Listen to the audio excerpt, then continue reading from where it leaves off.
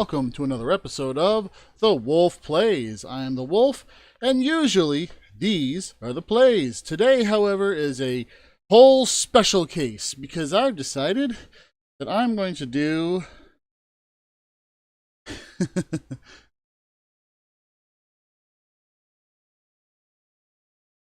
oh.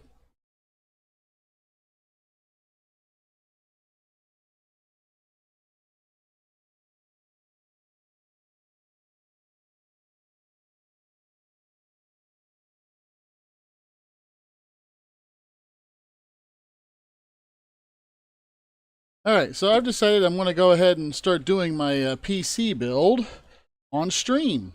And it's been an interesting gathering of stuff to get things pulled together. Primarily because, oh wow, I have to fix that. I have to figure out how to make that more stable. Anyway, primarily because me ever spending money on anything is never an easy sell for anybody. I never buy things for myself. I never do it. And so my wife has been gathering parts that I've been planning on getting, and I managed to get a really good deal on a case I wanted. I'm hoping it's in good shape. Because it says, after I bought it, I realized it was a factory refurbished unit. So we'll see what happens. And then we have the power supply, RAM, and this here, well, actually, you know what? I'll wait till I get over there to fully show it off. So this is going to take me a few minutes to go back and forth because where I'm doing the work and where I stream my gaming from is about 10 feet apart. And so as I switch over, microphones are going to sound odd, and I apologize for that. I'm legitimately using my my Galaxy S10 Plus to do the camera work for the parts, and I legitimately have no plan. I'm just going to go. So without any further ado, let's go ahead and get over there. Alrighty. I just realized I already messed up a spot.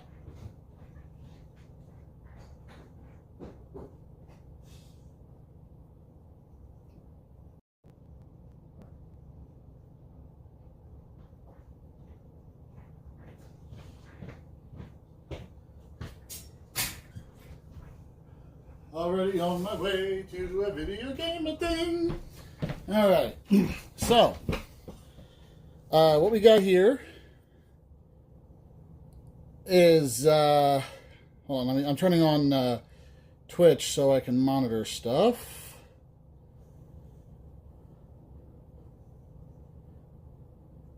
Alright, so what we got here is we have my DDR4 Vengeance RGB Pro. It's a 32 gig at 3600 megahertz. I got a Tough Gaming motherboard, B550M Plus, because it's plus for the Wi-Fi. I got myself an NZXT H510i case. It's a little bit smaller than what I currently have, but I really love the look of it. And I picked myself up a 750 watt EVGA power supply and what looks like a stock production hard drive case. Now, some of the stuff is going to look like it's been popped open, and that's because some of it's been sitting, and this, I was trying to figure out what exactly it was. So, yeah, and I've already looked into that one. So, that's going to be a thing. But, for the most part, this is all going to be a fresh opening, straight out of the box. What you see is what I got, whether I was ready for it or not. So, give me just a second here. I'm trying to make sure that everything is coming through okay. It looks like it's okay. Alright. So, again, we're going to start off with the Vengeance Radeon Pro. I have no idea if this is looking in the right direction. What What are you yapping at? There's nobody out there. Nobody. Anyway, so we got this. And my son wanted me to show the boom setup I'm actually going to be using for this. And that's because it's kind of crazy here. Oh yeah, I forgot I can... Oh god, it's going to do... Okay. So as you see here, I'm legitimately using a light stand with a pole attached to it for a boom. So this is going to be fun. So yeah, I'm going to go ahead and set up. This may take me a few moments. Actually, that worked a lot faster than I anticipated.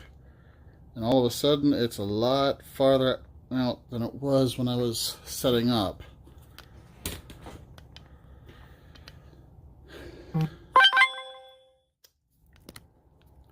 What happened? What? Oh, there it goes.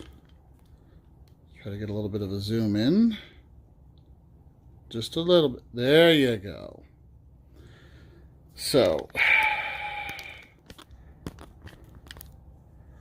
and then we'll bring this. Oh, that's right. Everything got relocated for testing purposes. Doot. Oh, this is going to be fun.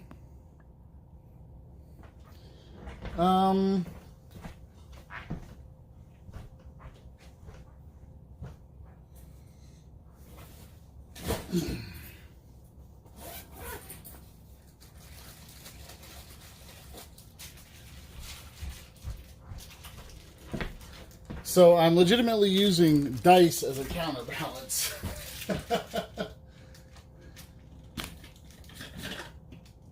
So the ride's going to get a little rocky for a few minutes.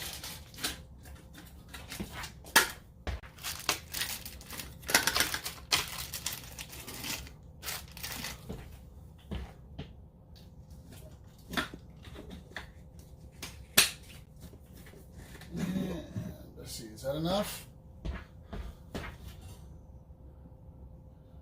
There we go. Right there. Perfect. Okay. Counterbalance. So, I got my precision kit.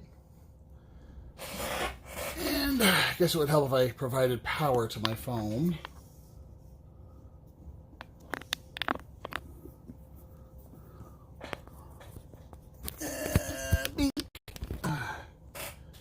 And now we should be charging on top of everything else. So,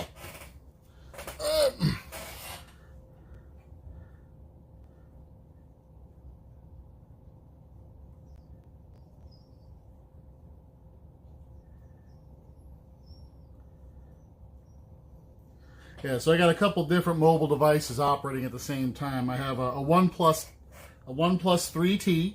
That's still good for most basic stuff. I have that.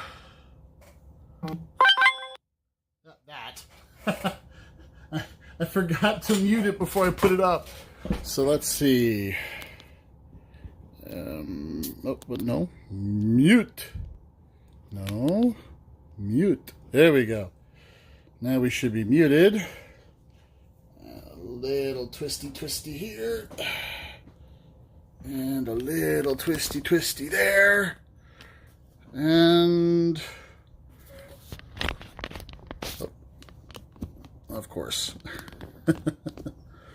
Voila. Better. I hope. And there we go. Okie dokie. So, we'll start off here with the Corsair memory. I'm just trying to get a quick layout of where everything is. And this is my precision kit. So that's here. And if I could get it open, is some beautiful Vengeance Pro. Comes with installation instructions in multiple languages and safety information. So I'm actually going to move this out of the way. And this looks really, really bad, but I actually spent about a half hour cleaning it. This is actually a 22-year-old Craftsman screwdriver. God, I'm old. All right. So that's the RAM. Now this one, really quick, is actually the graphics card that's currently in my computer. All right. I'm actually going to be transplanting my RX 580 into my new build. So I'm not getting a new motherboard, or not getting a new graphics card. And actually, I'm going to just go through the stuff that I'm transplanting here, because I might as well. This actually has my my R9 270 in it, which is going to be going into my older rig when I sell that. This is a purchase because I'm planning on transplanting my Corsair H60 all-in-one cooler over to my new computer once I have the processor in. If you notice, one of the things I don't have here yet is my processor. My my Ryzen 7 5700G should be here in a week or so. So we'll get to that at some point. But this is going to be cooling my FX83, well, the FX8320 once that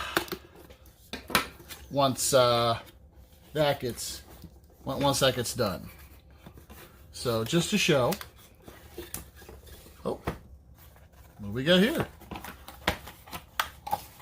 Let's see.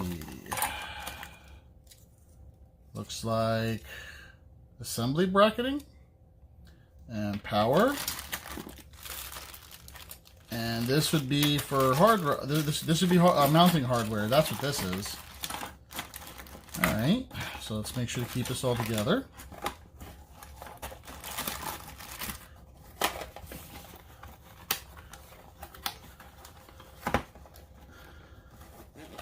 And I may actually be getting this over to my nephew because he's talking about wanting to play. And here is the beauty that is this chunky cooler. That is massive. I mean, I'll be honest, it's been a while since I've looked at like an air cooler. But like, this is huge. It should still fit, but this is a lot bigger than what I was initially anticipating. And I'm looking down here, and it's got additional heatsink, which is a little bit of a surprise to me. I guess this is for lower temperature, maybe? And then the fan is for higher temperature. We're going to go ahead and gingerly repackage this thing. Anything else in there? Nope, that's it. Oh, wait. The instructions. User manual. All right. Now, I don't think I saw B and C up here. Or maybe that's what those larger pieces were. But yeah, this is, I mean, it looks like it's a pretty straightforward installation, to be honest.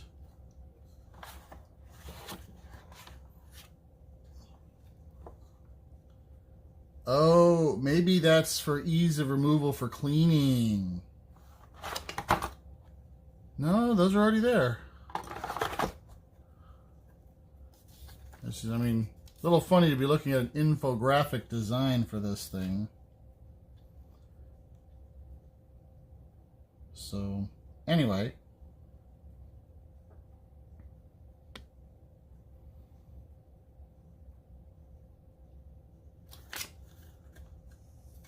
This is going to be kind of funny to be installing.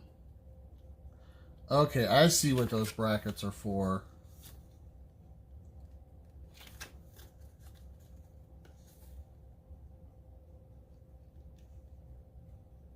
And this, I think, is an RGB controller.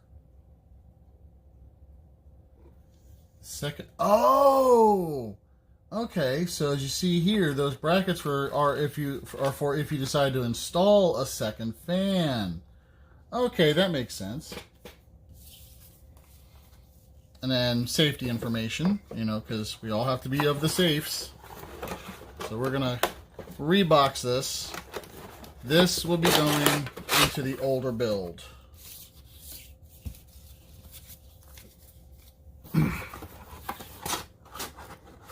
And since I know my nephew won't be doing any kind of overclocking, I'm not worried about the liquid cooling so much for him. If I remember correctly, he's like 9.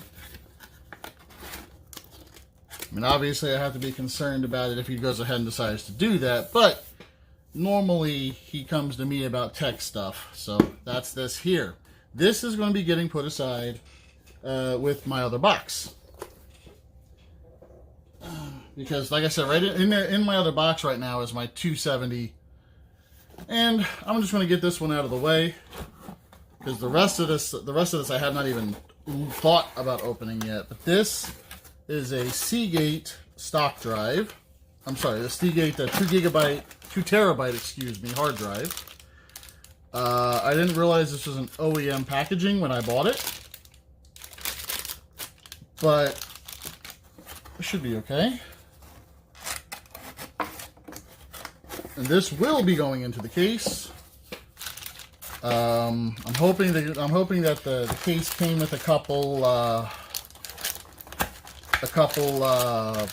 SATA cables. I mean, if not, I have some, but you know, never hurts. All right. Next, we're going to go into my tough gaming board. And please don't try flinging this around like a madman. I am a non-professional. Alright, so here we go. Now, being that this is a Wi-Fi capable unit, this comes with this rather neat looking antenna.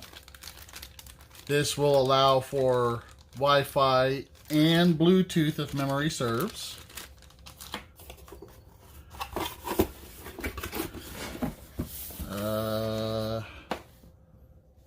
Internet storage, wireless, and Bluetooth. I think it's actually one of the reasons why I went with the Plus versus just the B550M. So, comes with a really nice antenna. Very solid packaging, I'll give it that. Up, a SATA cable! A pair of them, nice! So here we go. Here's the motherboard and ow, all of its protected glory. Go ahead and pop this thing open.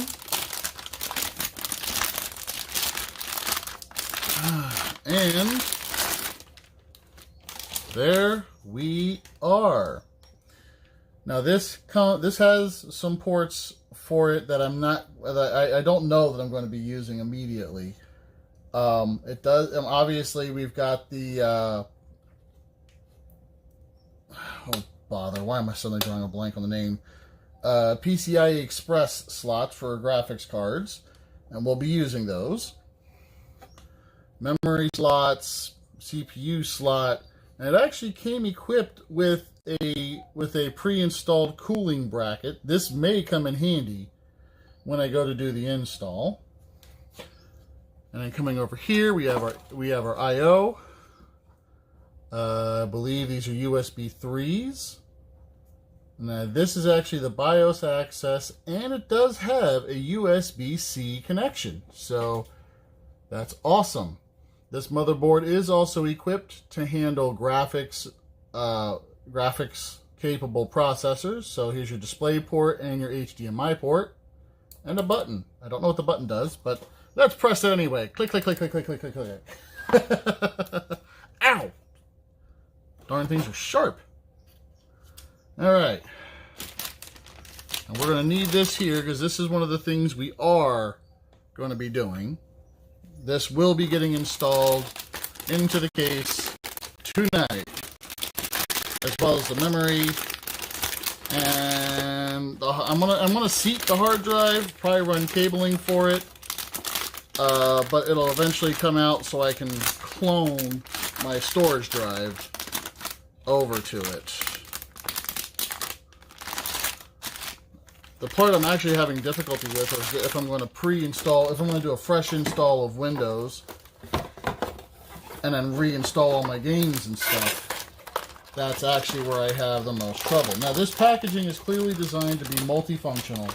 This looks like it's designed to handle the various versions of this motherboard. So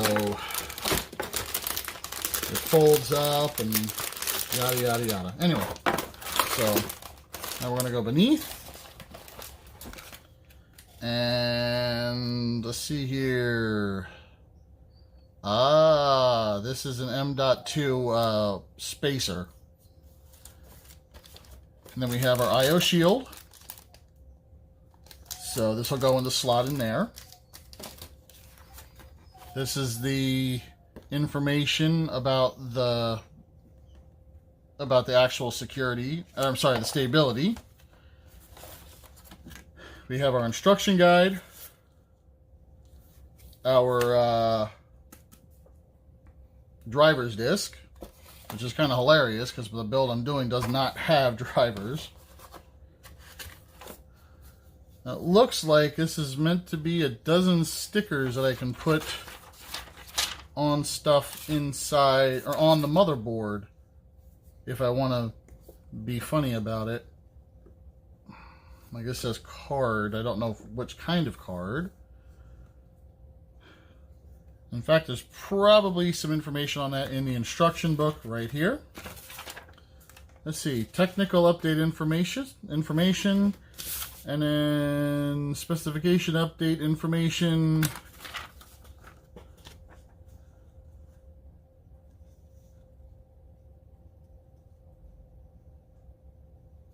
Alright, so this is to let me know that it's been updated to handle the various memory speeds and the processor types it can handle. I think that's what this is.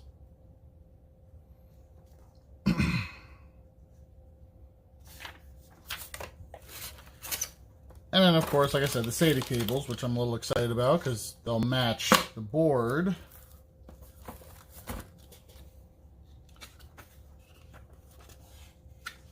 God, I hope this has standoff somewhere. See, before you proceed. Yep, don't shock yourself. Don't be stupid. Be careful. Check your packaging. Blah, blah, blah, blah, blah.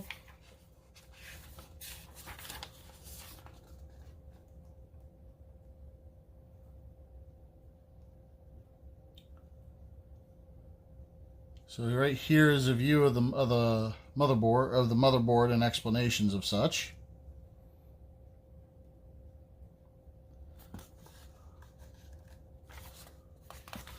Trying to figure out if there's a place to tell you where to put the stickers.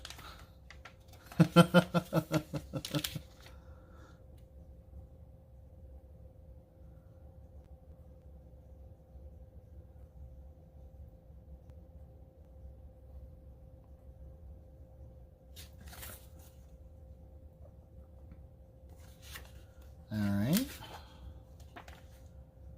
I mean, some basic stuff about installation. If you're a technician, you've already seen all this stuff before, so that none of this is new.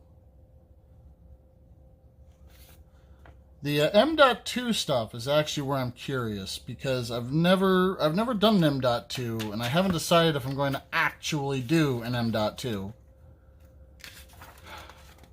Probably something I should probably figure out here soon before I get too deep into building this.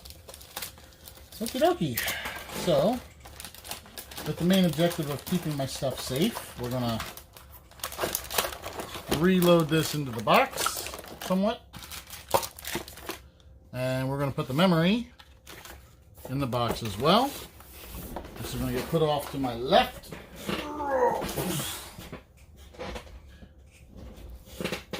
And next we have my EVGA 750 watt. Let's see, what's the model version of this?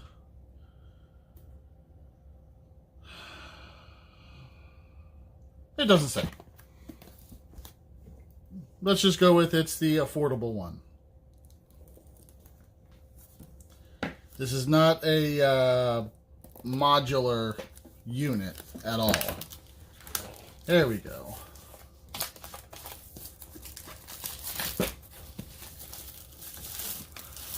Ah, here we are. Actually, it's just EVGA 750. So here we go. And of course, it's also taped shut, because why not? I guess we got to seal things a dozen times over.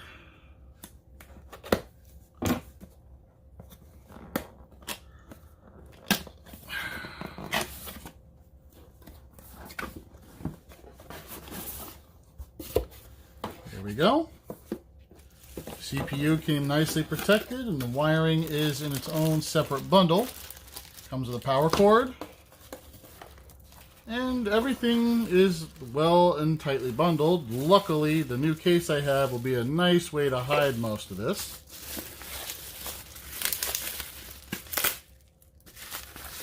And we're going to pull this out of the bubble wrap because I don't have to worry about cutting myself on it. There we go. Standard ATX power supply. Lots of wiring. It's always a plus. And we're going to put the box off to the side. Oh, user manual. Oh. Alright, make sure everything is plugged in correctly. Don't jam things. Take your time. Don't blow anything up. Oh, and it tells you the same thing in German. So, this, and we're going to move the hard drive over here too. This is what I'm super stoked about.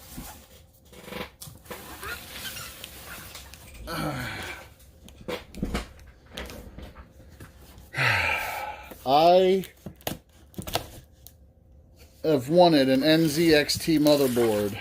I'm sorry, case ever since I saw them in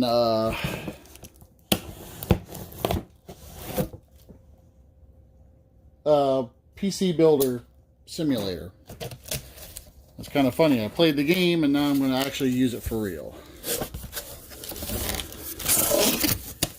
Alright. Well, this is a little bit bigger than I anticipated, so to the floor we get.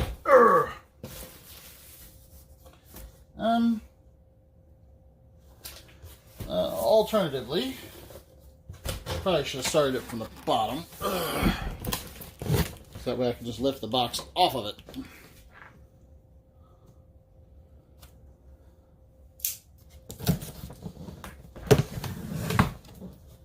All right.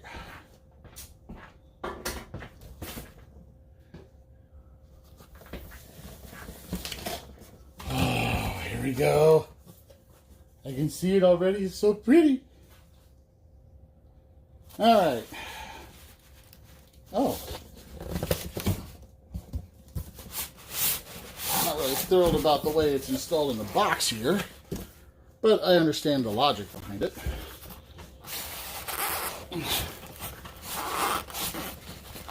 I get hung up.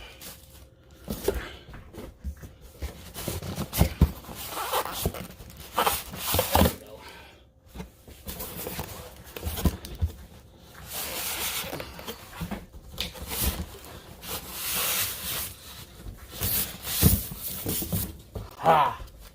Okay. That took a little bit longer than I thought it would. So actually what we're looking at here is the bottom of the case. Yes, it's upside down.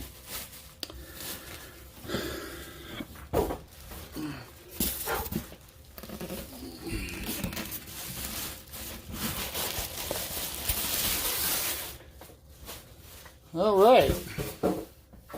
This is the NZXT 510i. I don't think I saw any documentation or anything.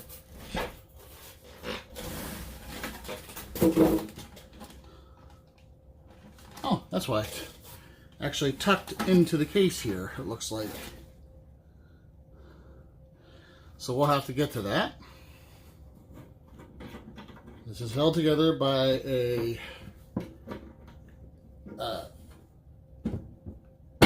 captured screw and hinges up. Hinges up. Are we taped? That should have been it. Hinge.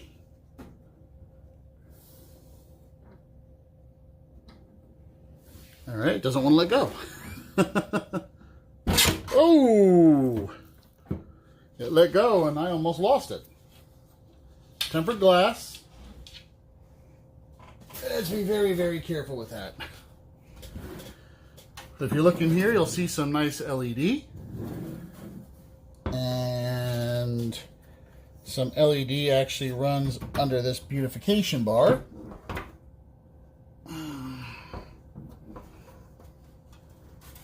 And it looks like it does have some standoffs, but this one doesn't look right. Looks like somebody actually broke a screw in the standoff, which is odd to say the least. On top of that, it almost looks like whoever installed the LED strip did not fully affix it to the case. I did, however, find the radiator attachment module, and it's, wow, that's not going to be fun.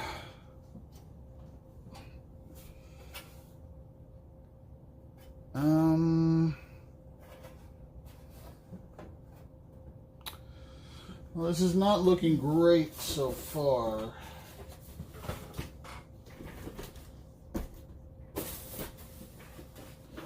I mean, luckily for Wolf, I'm Wolf here, and I'm not afraid to get in and figure out what's going on. It looks like this upper bracket was not screwed in properly. Yep, that's exactly what happened. And it is cross-threaded now, but if I'm careful, I should be able to rectify that. So I'm not going to panic about, oh wait, you can't see anything here. All right, so all right, this is beveled. So what I found was this was in here like this, or sorry, like this. And this mounting screw was not in straight. I may have to take the time to try and re-tap that so that way it mounts in straight. Because if this is going to be supporting my radiator, the last thing I need is cross-threaded stuff not holding its weight. So it does not look bent. I think it's just a matter of, yeah, re-tapping. So I should have the tools to do that. Hey, Van Master. So, yeah, this is the radiator mounting bracket. I really like the idea. We'll see how well it works in practice. We got our, up in here we have our UI connectors, and that is for this right here. Here we go. USB 3.2, USB-C, headset port, and of course the almighty power button. And this particular unit is also capable of doing vertical mount GPU right here. Right here. Let's get it back under the camera. So, this will work for the GPU. And now I guess we figure out why it looks like I got a screw inside of a... Here are the peanuts. It looks like I got a standoff in here. Or a screw that's like broken into the standoff. Don't know why. I think that'll be a mess I come to when we get there. Alright. So let's go ahead, take off this back plate. Again, captive screws makes life easier. Hinged open, but does come off, which is very, very nice. It's like a semi-hinge. Gently set this down over here, out of reach of the dog. As we come over here, on the back side, first off, here is our box of stuff. Here are the I/O links for the hard drive. I'm sorry, for the motherboard. What we got here? I'll have to look into that one. That doesn't actually look familiar at the moment. It's probably something I've seen before, but I'm just drawing a blank on. All right, this is the USB 2. This is the USB 2 header. This is the USB 3 header. So apparently one of the ports on front is USB 2. What do we got here? Oh, it's the bottom half of the LED strip that is not fully installed properly. That I will figure out why not and finish. I discovered after I paid for this that this was actually a factory refurb. So I'm not going to lose my stuff over a few, minor headache imperfections. I'll simply straighten up what I need to. Make sure all of the LED control stuff is in. Oh, maybe that's what that is. Is this an LED controller? I don't know, but I'll look it up, and I'll look it up once I get into the box, and we'll figure it out. Because, let's see, where does this go? It goes up. And, alright, so, don't mind me, I'm tracing wire. So it looks like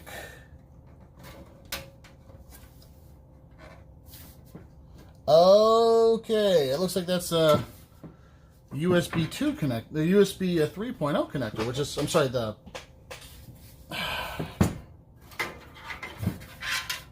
screw it. I have a book for that for a reason. This is, I believe this is fan power. Let's go into the box here, see what we got. Oh yeah, screws and looks like oh, it's a it's a headphone adapter is in here, as well as alternative connectors for motherboards, depending on the type of motherboards you're going for. A lot of zip ties, which are always good. They got my M3s and my K5s.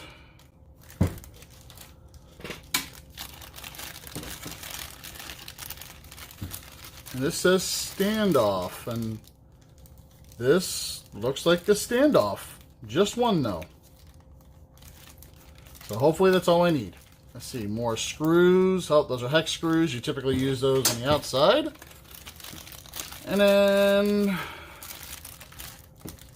a bunch of, let's see, 632 flats. And then the zip ties for cable management, of course. And inside here is the instruction book. Okay. Well, how about we just call it a sheet?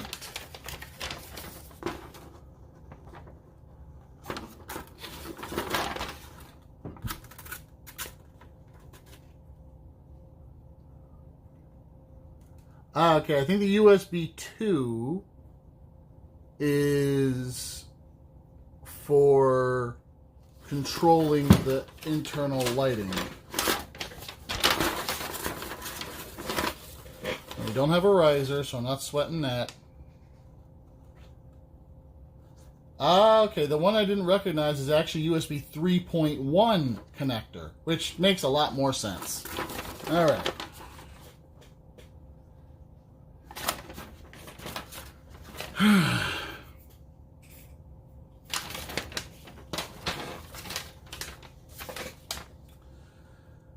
I'm really concerned about that one because of the way it is. I really am. I'm actually nervous about installing my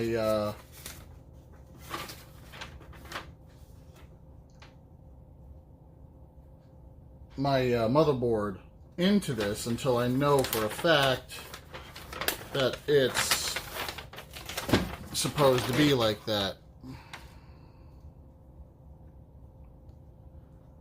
A couple nice mounting spots for SSDs, which I'll be utilizing because I plan on swapping that over. All right. Now, for the moment of hell. This is where I am going to become terrified. Because once I assemble this, that's it. That's all on me.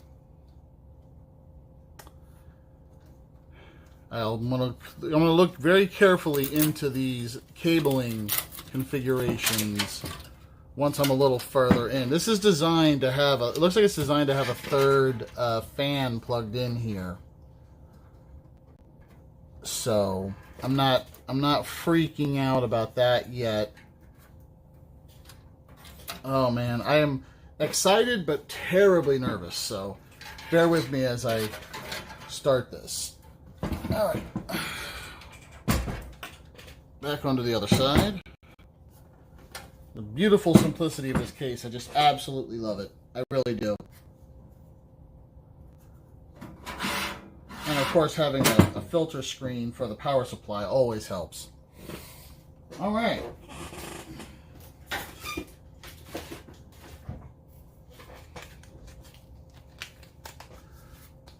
Additionally, because I don't have the processor in yet, this is basically going to be a fitting together of the parts I do have. Ouch! To be finished off once my 3700G gets here. All right. Bump. This is meant to fit right here.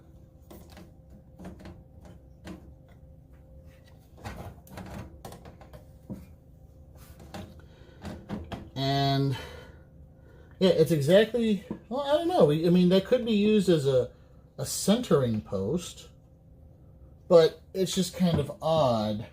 Here, let me get I'm going to grab a flashlight real quick.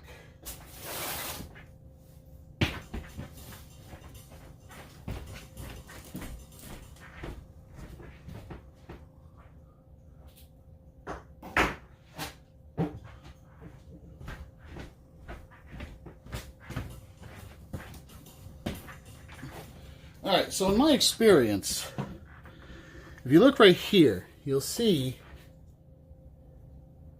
what looks like a screw that got sheared off in there.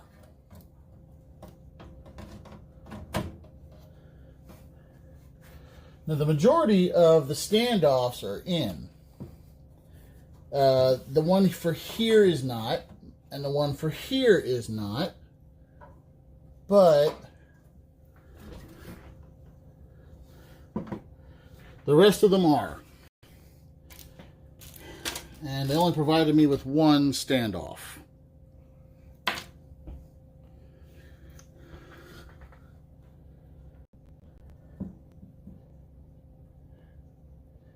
And that makes me a little unhappy because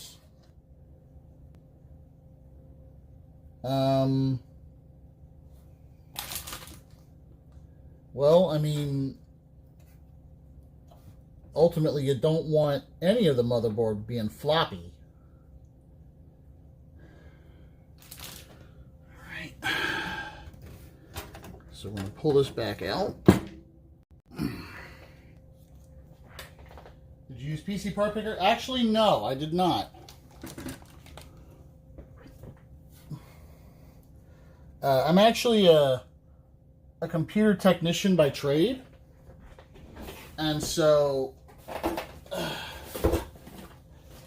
like, the vast majority of this, like, my nervousness, I keep mentioning how nervous I am. And a lot of that has to do with the fact that it's been a long time since I've worked officially as a technician.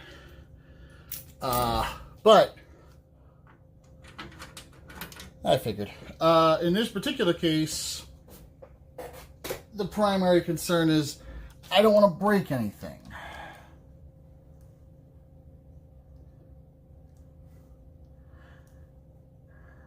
That's actually my like 99% of my concern is I don't want to break it. I'm probably going to have to reach out to NZXT and see what I can do, because I clearly don't have all of the initially intended standoffs, and the one is broken.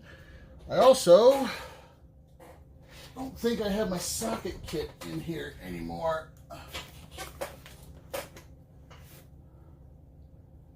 That's a big solid negative. All right, I am going to excuse myself for just a minute and get my hex kit.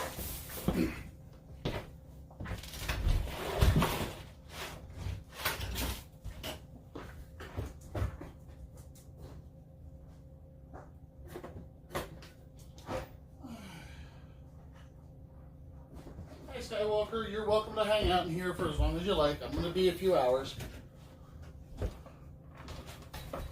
All right.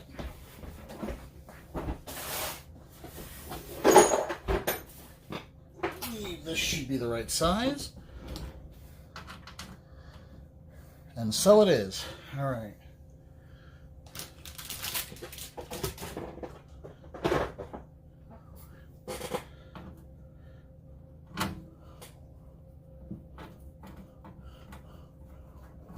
Yeah, I'm definitely short one of these.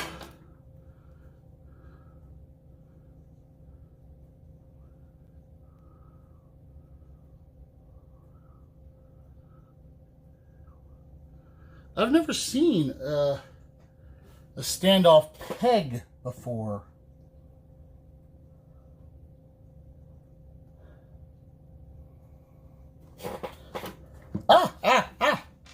I found more standoffs.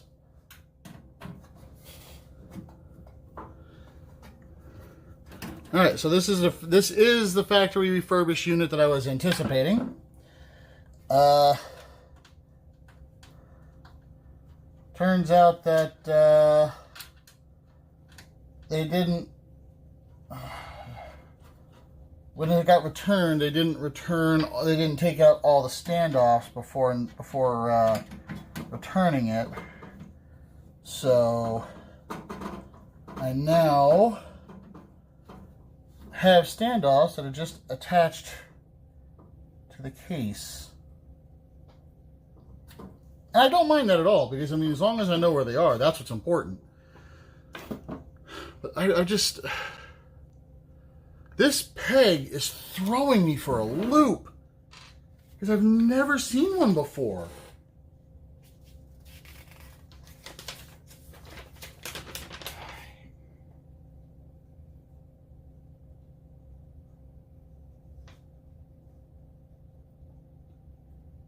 A standoff wrench. Oh my gosh, that's a wrench. All right. So I had no idea what this was for, because I've never seen this before. This, here, let me get some light on the situation. This is actually a cap that goes over your standoff. So your standoff goes in here, and then you use it to hand tighten down your standoff so you don't break it. Which makes an awful lot of sense. But this peg does not. It's not recorded anywhere on the instructions. I think that might have been a part of something more custom than what I have.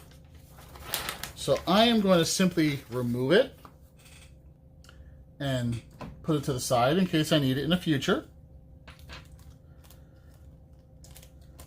I'm going to utilize the standoff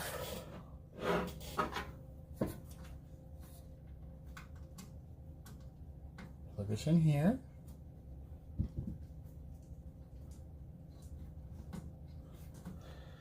And I want to take the standoff wrench, gently work it into place so nothing breaks. There we go, perfectly aligned. And now I just got to remember which of these, ooh, I knocked it again, which of these two are the proper support for the motherboard that I have. And right here and right here are the other standoffs. So I can remove them, take off one, and put it in the appropriate slot. That peg, though, is really neat, but terrifying. All right, so now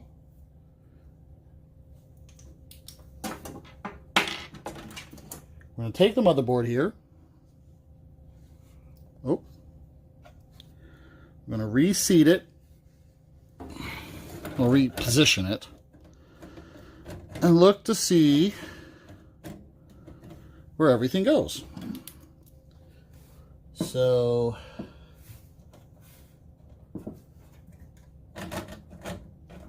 that peg made for a really nice centering tool, but in practice it would not work. You'd be putting way too much pressure on something that's not secured to the motherboard. All right, so I don't see the second slot. So we're going to assume that that's where the standoff goes. And it's not an invalid assumption. Let me see if I can get the light from the phone to turn on.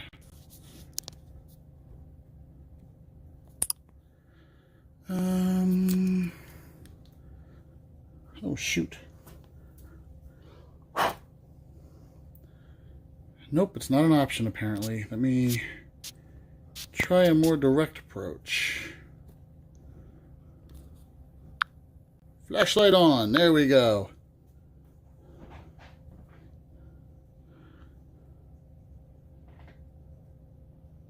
Oh wow, it washes things out, but you can at least see what I'm doing now.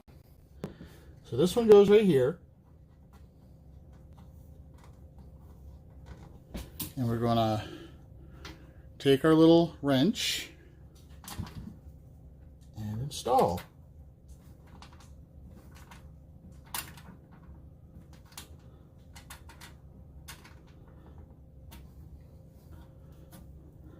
Did I get it?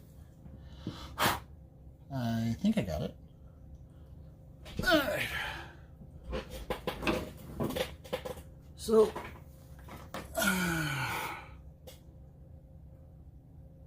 oh yeah, this way.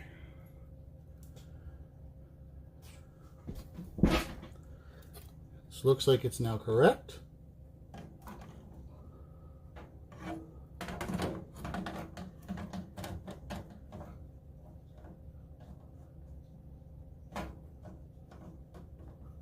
There we go. All standoffs now have holes lined up with them. Perfect.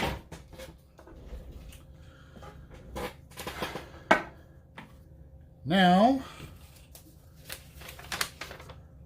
take a quick glance at the instructions to see what screws they suggest we use.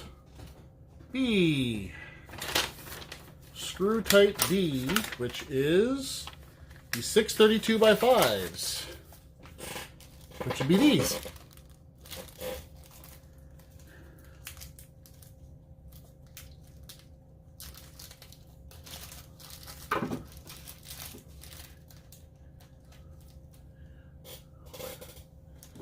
Alright, so I'm actually going to utilize the center hole, which is, funny enough, where the standoff peg was. Now the thing is, we don't want to put too much pressure on. Like, I'm barely putting on 1/4 of a turn because we don't want to break anything. Although realistically, I shouldn't put any pressure. I shouldn't put any torque on it at all until I have everything fully lined up. And again, this driver looks scary. It really does. It's very old. It's about half as old as me. But I thoroughly cleaned any rust and debris off of it. And I put a little tiny touch of machine oil on it. And I dropped a screw. See, this is where magnetic tools comes in handy, but as we all know, magnets and computers tend to not mix very well. There we go, drop in. Stay.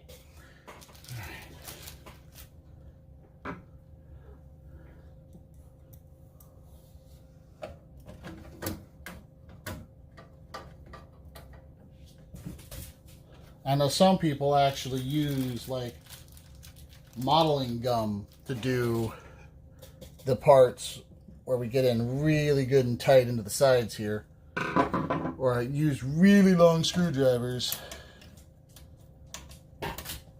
so that way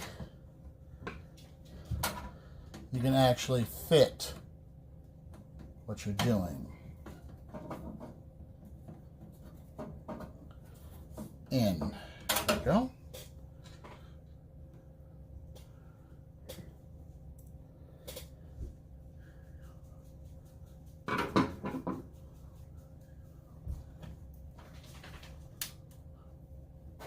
Oh, wow.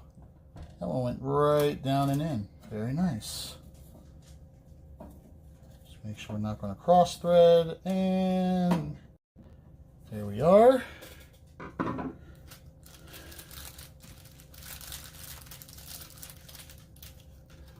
And let's see here.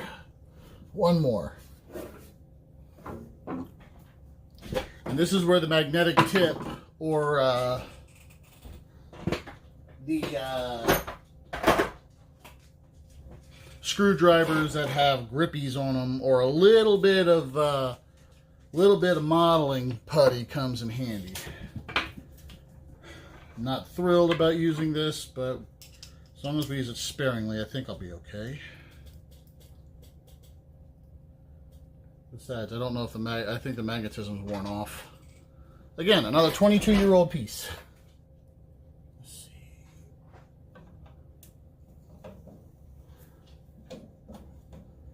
And boom, in. Very nice. Oh, I found another one.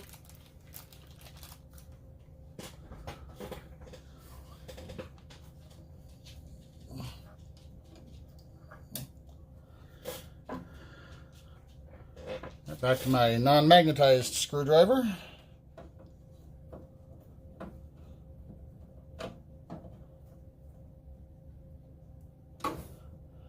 And now that they're all in, just gently torque these things down. Like I said, 1/8 of a turn, tops. Just enough so it gets good and snug. Makes a nice grounding connection to the case. And won't vibrate off with the fans.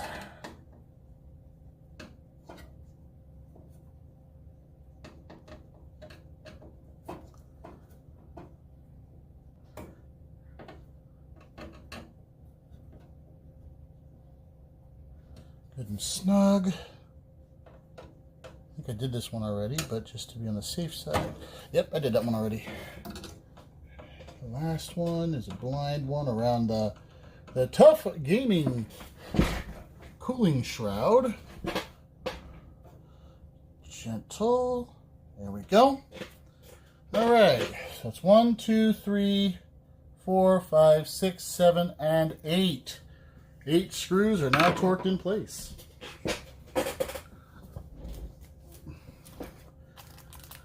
I'm gonna stow this standoff peg because that's really neat, but again terrifying, because that's legitimately where I was going to be mounting my graphics card once I rip it out of my old system.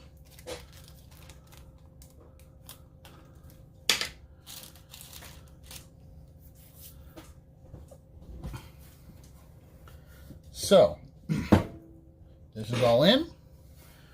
Now from here, we can do a little bit of routing. Like, here's the audio cable.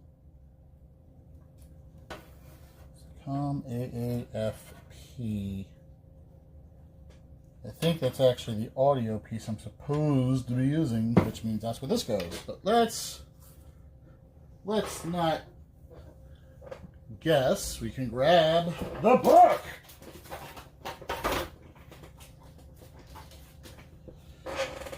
All right. Yay for book. All right. Slot 13 is what I was looking at. I'm sorry, slot 14. Which is a front panel audio header. HD audio compliant pin configuration. So this connects here.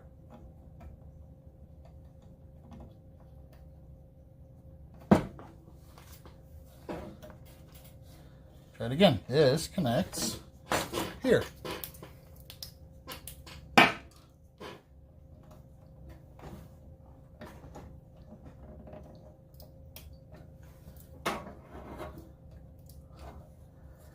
That should be in. Okay.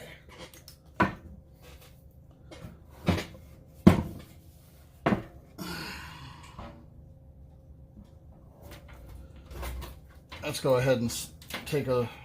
This is going to be sitting up for just a moment while I take a closer look. That's fan. USB 2 header.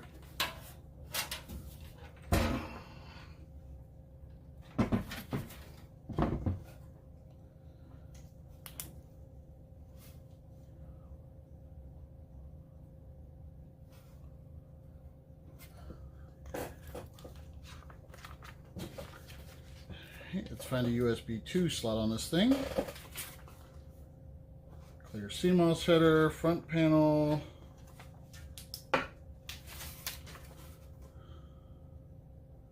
USB 2 ports, number 10, marked as 10. That's not 10.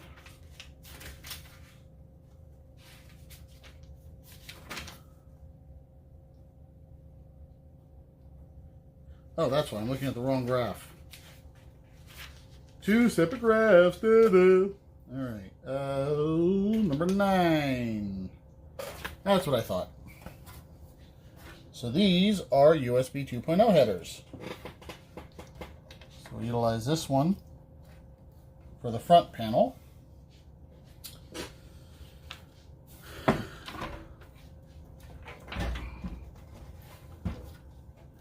we'll go ahead and let's see. This is actually the front panel cable.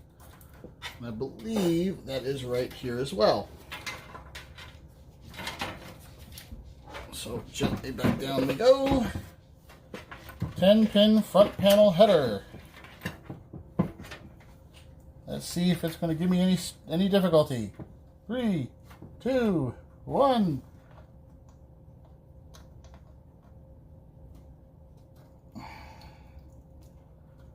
There we go. Nicely seated. Perfect. All right. Now the fun part is about to begin. Now we're going to have to snake this in here.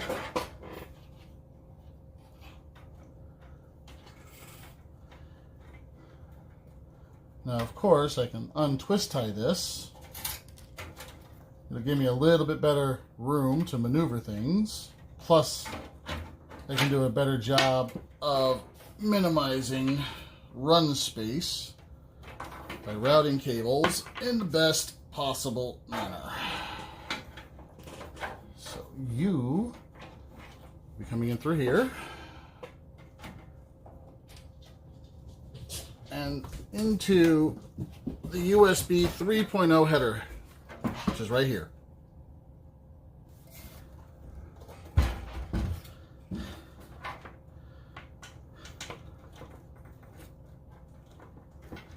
Now, I do not believe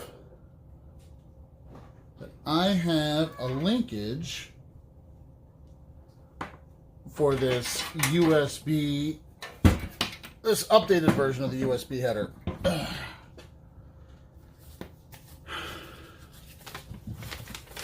So again, we return back to the manual.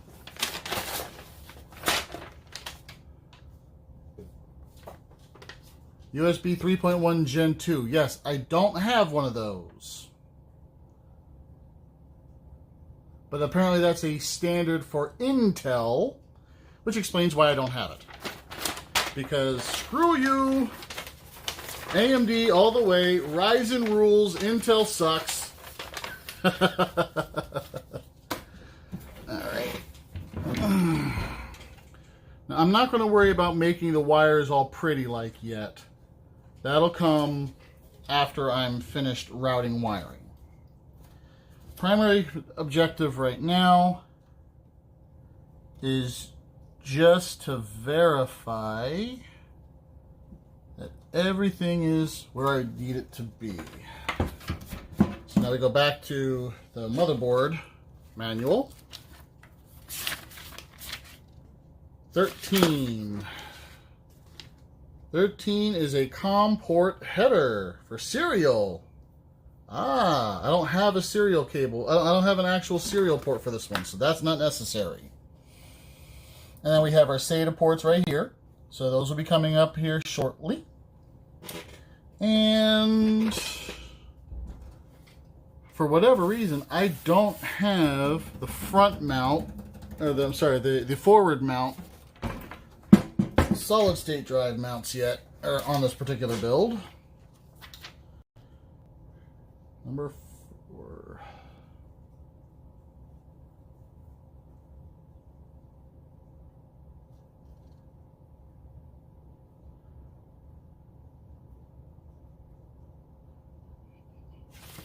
All right. I am just double checking to make sure I'm putting these things in the right place. That's what I'm doing right now.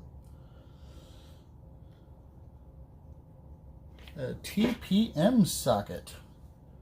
I don't have a TIPM here. Hopefully this will still work fine.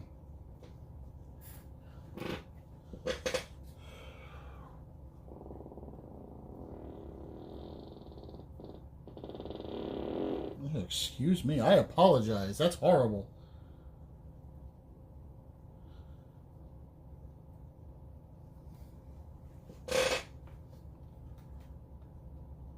Alright, power supply 18. I believe those are just LEDs.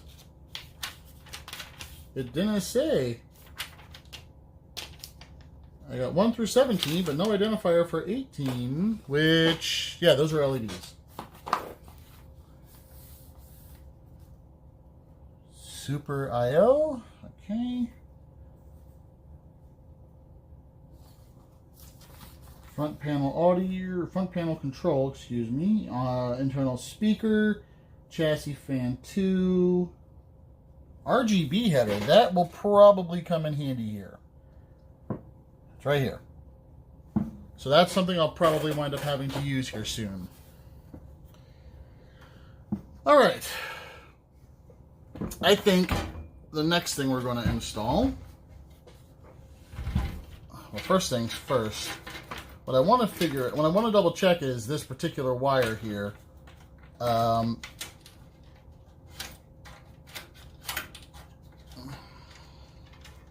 It appears to be connected to these fan parts here, and I think that that's either power or RGB, because this is an RGB controller right here. So I think this is RGB controller for fans, but I'm not putting RGB fans in this right now. Do not connect PWM based water pumps. Okay, I won't do that.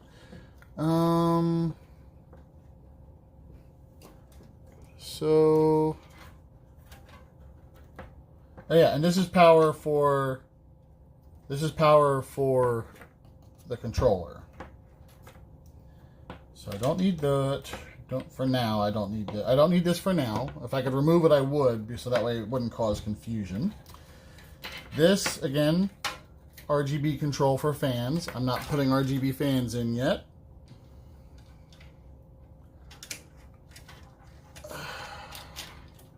Alright, I'm going to undo all of this twist tying because it looks like it was not very well run.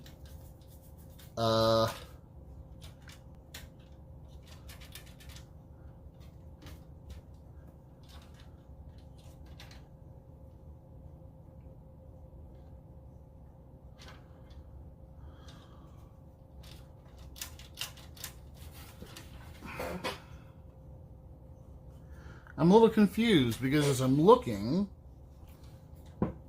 I'm going to have to read the instruction manual on that, I think. Because as I'm looking, this looks like it's just a basic fan hub controller, but I don't know. It doesn't make sense where it is. You know what?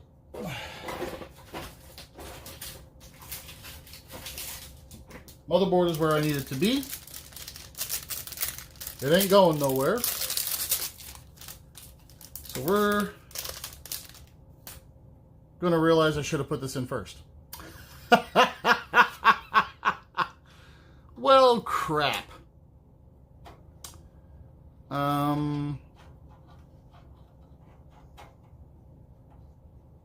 Okay, so I was wrong. The motherboard is going somewhere.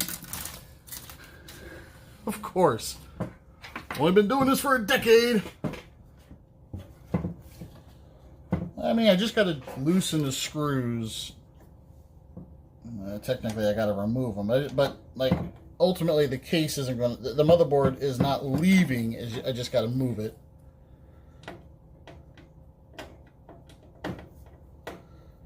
Because I forgot that usually the I/O shield pops in from the inside, not the outside. Duh, wolf. So now, gotta pop the screws loose.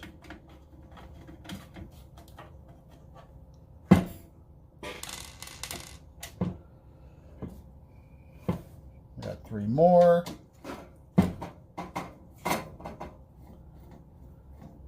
Here's 1. Here's 2.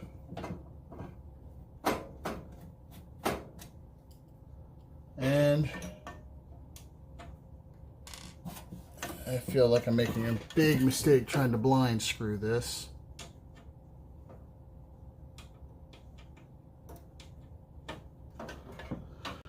And I am, so we're just gonna play it safe. Come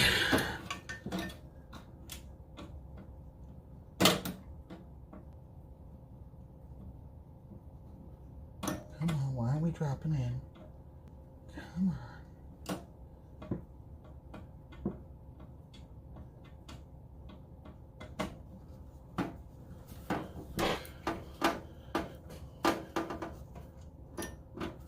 There we go. I guess I don't have to disconnect any wiring. Just need to slide this out of the way for just a moment.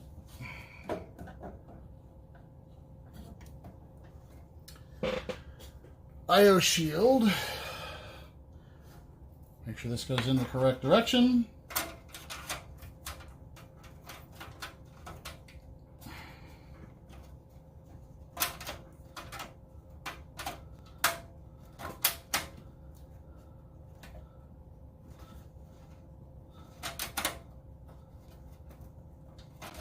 Usually these things snapping in. This one isn't snapping in.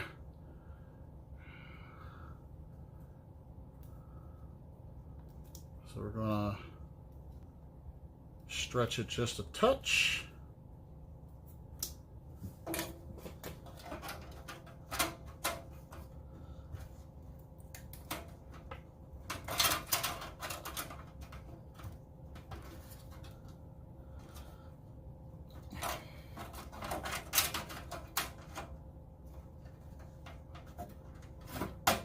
There we go. One snappy snap.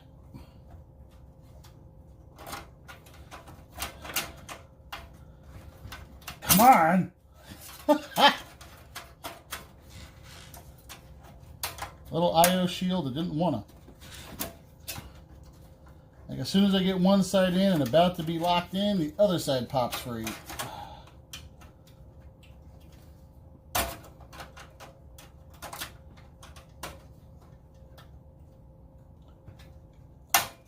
There's a snap. And there's the unsnap. There we go. And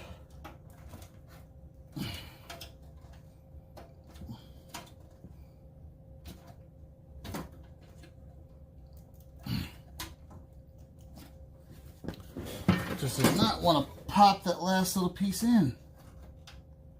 Are we in? Oh, got one more down here.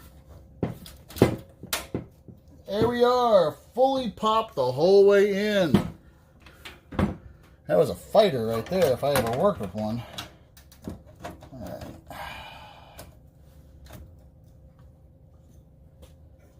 Okay, get everything lined back up.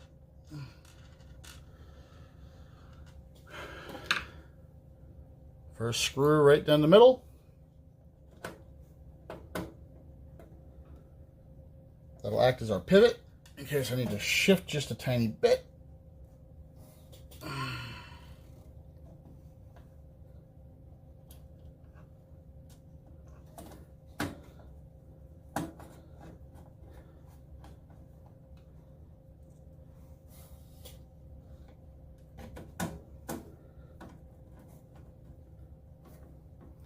There we go. Everything going back in nicely. It's almost like I already ran the screws down to these holes once before.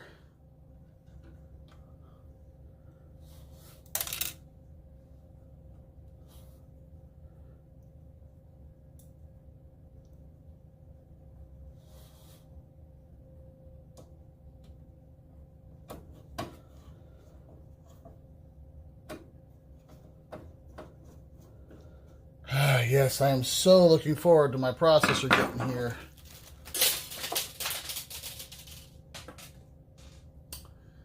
And I'm also looking forward to picking those screws up.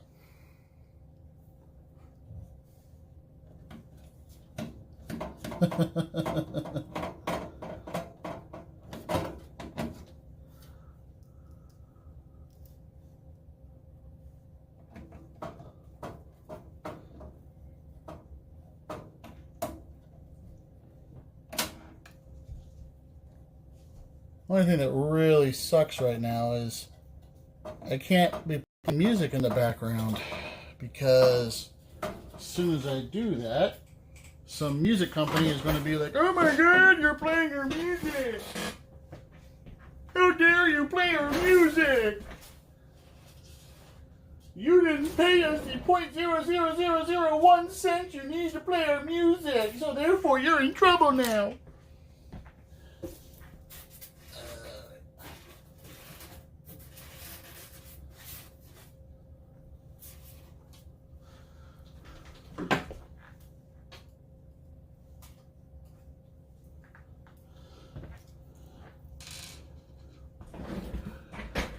And one more in that top corner.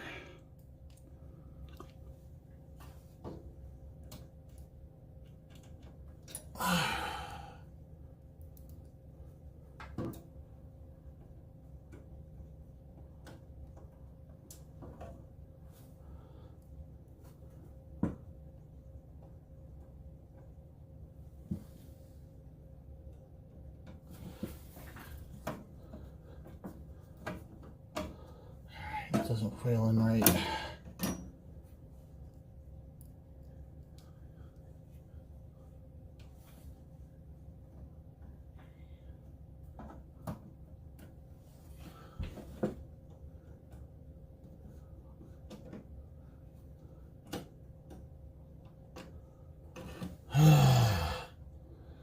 Now it doesn't want to go in. See, it went in nice and perfectly straight the first time.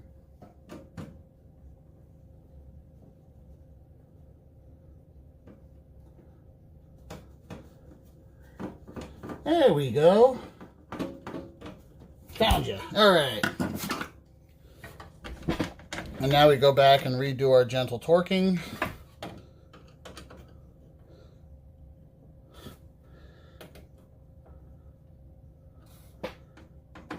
Little gentle torques.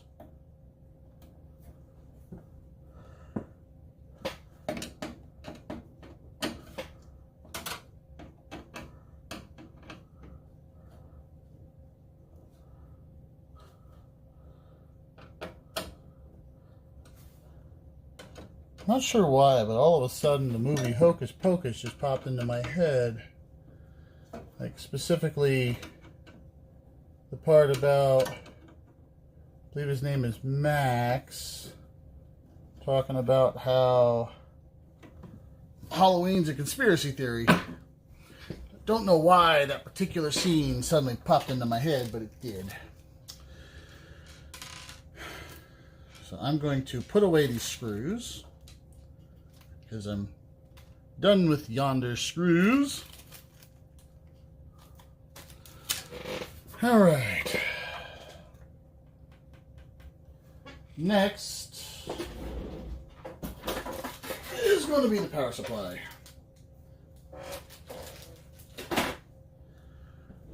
Now, if I remember correctly, this does not have a power supply bracket.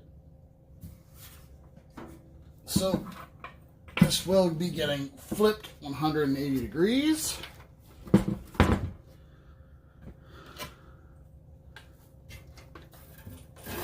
So I can install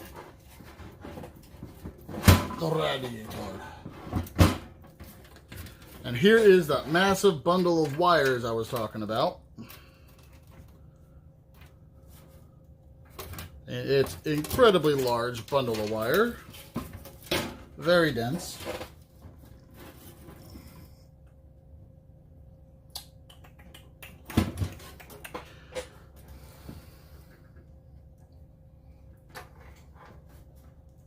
And of course, as you would expect from all well-designed cases, the power supply is meant to sit on the bottom, but kind of hover between the side walls. So, let's see here. Power supply. I know the power supply does not come with screws. Oh, it did come with screws. Cool.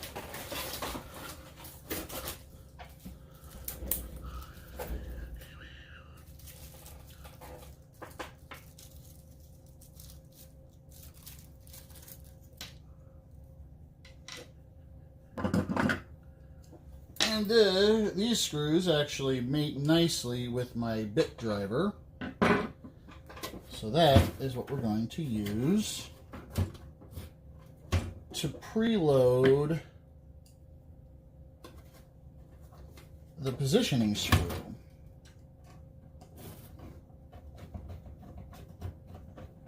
Now, it's the one and only screw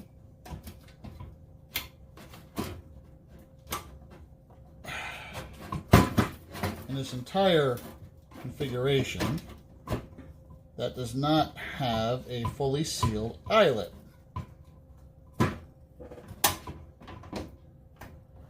Or there could be two, and the whole thing would just make a bloody liar out of me.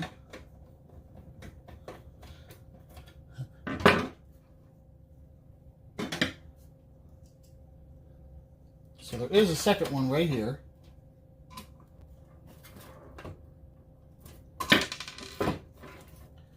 That I did not see until I had already dropped the whole thing into position.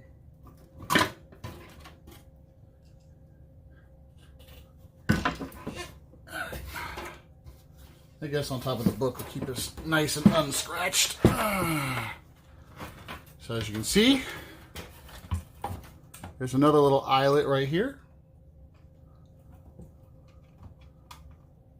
that we can put a screw in, supposedly. There you go. To hold the case in place.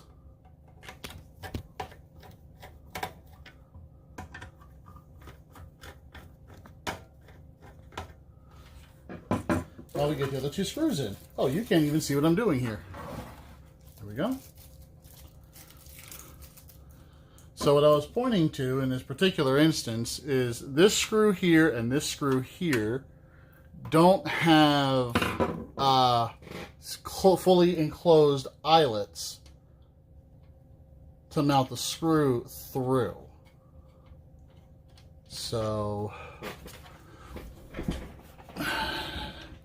that's so that way you can put a screw in, get it lined up for the rest of them, and then lock it down.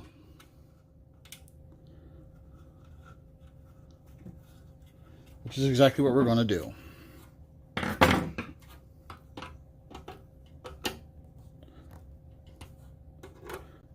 And now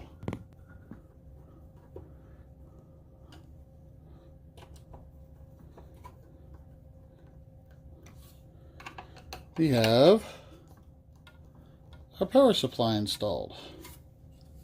Da-da-da!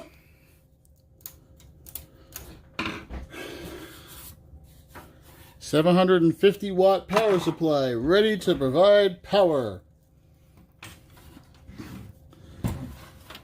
Then from here, the majority of this wiring, clunk, will actually just drop into this slot, with the exception of what we need to power the rest of the unit. And so, got a lot of little power connectors. This one here is for the graphics card, so I'm going to need that one. Not tonight, but we will need it when I go to finish the installation. So I want that over there. And this big old thick one right here is actually the one I was looking for. This looks like it actually has its own individual routing slot in the wire management tunneling. I think that's actually really nice. So I can route just the power supply cable in, like so.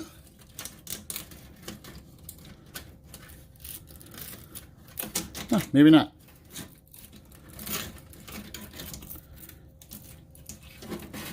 I mean, that's what it seems like it's supposed to be for. I mean, unless this is supposed to go up and over, and then through like this, and then it's in position. Then it's kind of held into position, which makes sense.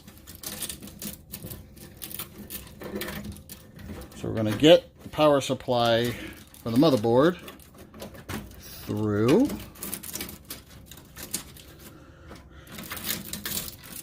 There we go. And then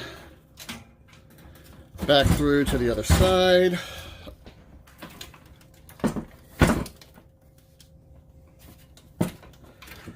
Where we try not to damage the rest of the cables as we install this one. Thought I read that this could come out. Oh, it can. I just got to unscrew it from the other side. Carefully position and drop in. But as you see, this is the additional 4-port unit. So I'm going to go ahead. This should mate up like that. Now the whole thing. Yeah,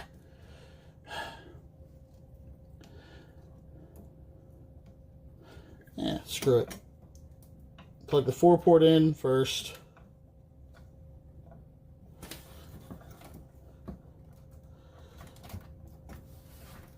Because the rest of it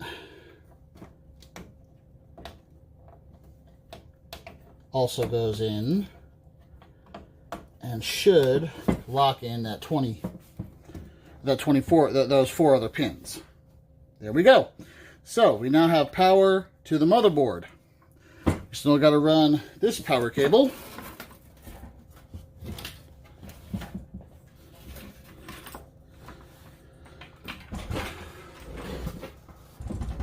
Which, yep, right here, CPU.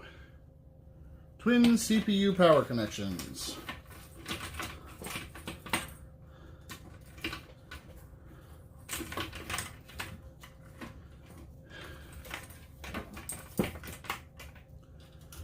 Now, for this particular one, I'm actually going to route it around the other side. I'm sorry, you're not seeing anything I'm doing. I'm not used to doing this like this. PCIe. See, I had it, and then I lusted it. It's got to be right on top. I mean, I specifically pulled it out for that purpose, right? You would think. Ah, there we are. So.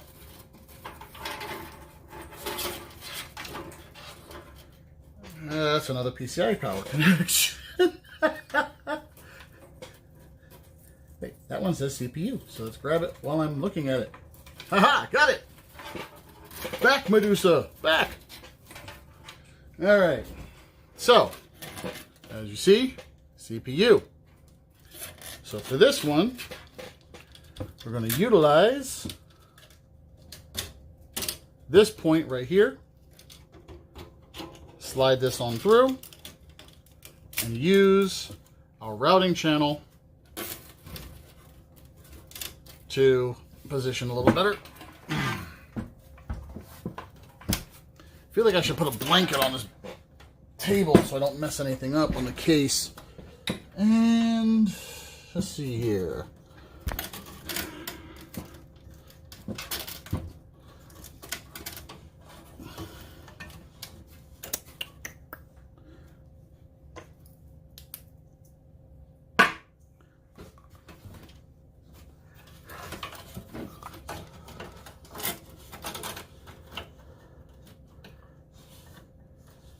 One at a time. Because unlike the other side,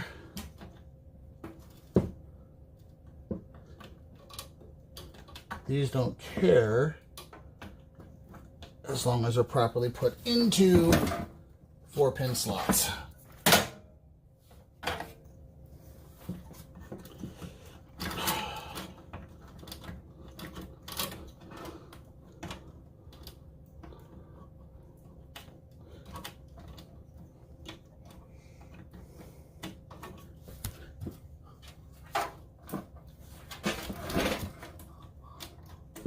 See, I'm one of those weird ones. I usually plug the cabling in before I lock the motherboard down.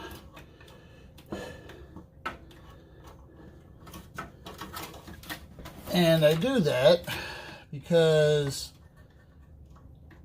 if I need to maneuver things just a little bit to make life easier for, say, installing a 4-pin wire connector, I can do that. It's an option.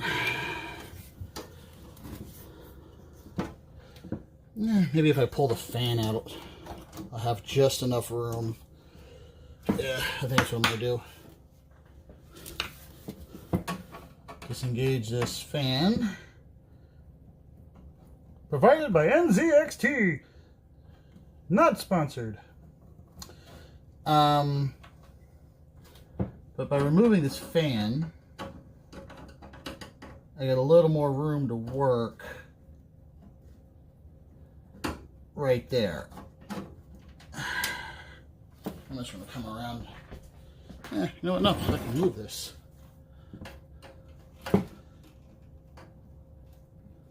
It's going to be gentle. Don't want to mar out the screws. I mean, it's not super important, but it's a brand new case and it's birthday. I don't want to ruin my brand new case. Alright. One screw in allows me to rotate it out of the way. And look at all that room. I can now fit my chonky hands in there.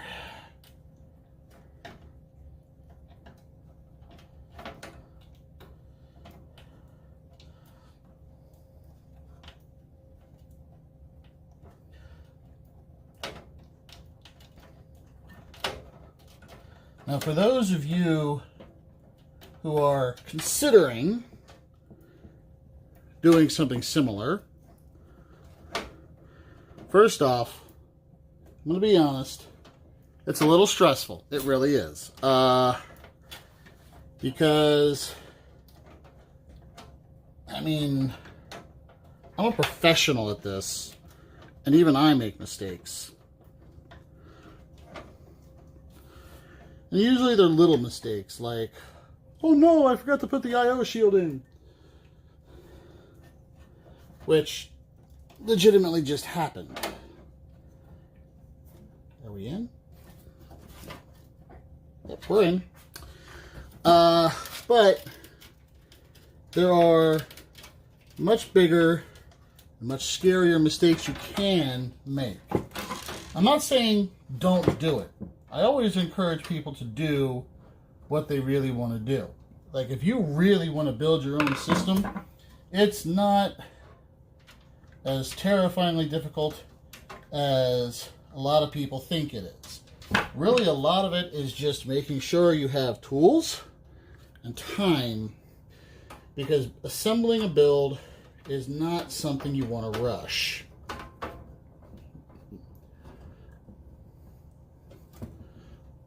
Dropping tools can damage components inside the motherboard. And then you're buying a new motherboard. Dropping a processor means a new processor, and those are not cheap. So, take your time, do it right, follow the instructions. They are there for a reason. Alright. Power supply attached. And everything else is hard drive. Tape.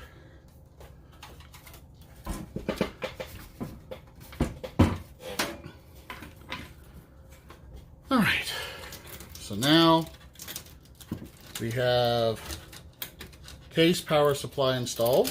We're going to lock that down now. I don't want it to move.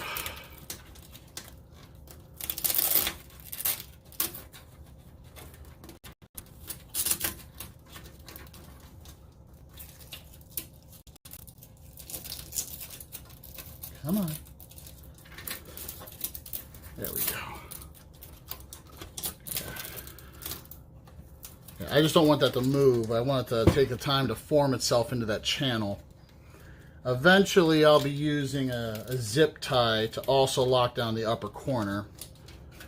And then this will also be nicely routed and channeled through here. I have a suspicion, I have a feeling that I'm just going to wind up rerouting this cable here, because the reality is it could have just been run right under this channel. There's no reason to route it that way. And then of course we just do a little bit of creative folding to make the rest of this fit.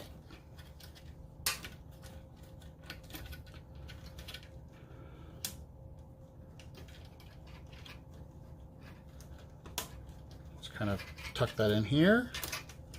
And then this will get tucked in to eat up some of the wiring and get plugged right back in here. Like, I get why they chose to do it, I just don't really agree with it. I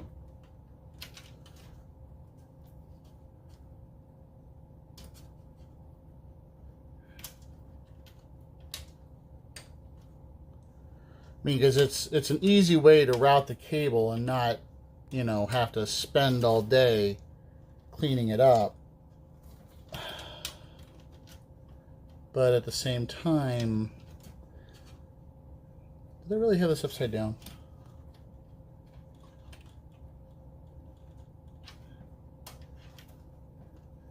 Yeah, I had it upside down.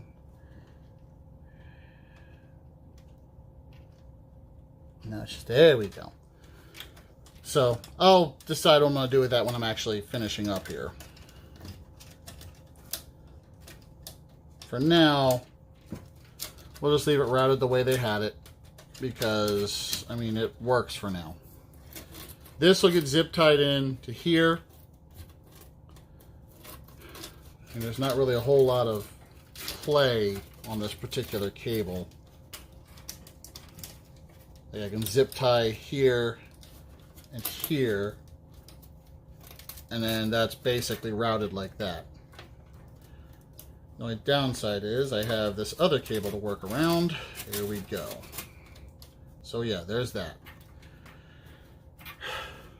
Next, all right, this is actually an older connector. Older 4-pin with a slot for a floppy drive, which is nice to have in case you ever need it, but definitely by no means a requirement in today's day and age. Then we have here your SATA connections. I feel like this would be safe to plug in here for our driver, or our fan controller. I got to refigure out that wire there, because what's about to happen is I'm about to drop a hard drive right in here. So I'm going to move a few things around so I have some clearance, and I'm figuring that I can use this SATA connection to charge that drive. And then save the other SATA connection to route into here for the solid state. And that leaves me with these.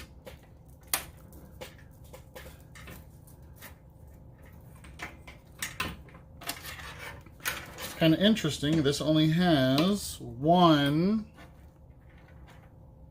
PCIe Express bus, well, rail, I guess would be the proper term. Luckily, I only need one, because the 580 only uses one 8-pin. It's just a little bit of a surprise to see. So, hard drive.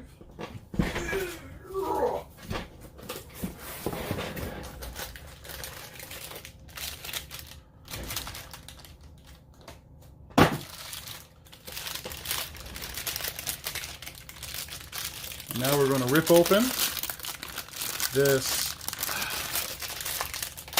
brand new hard drive.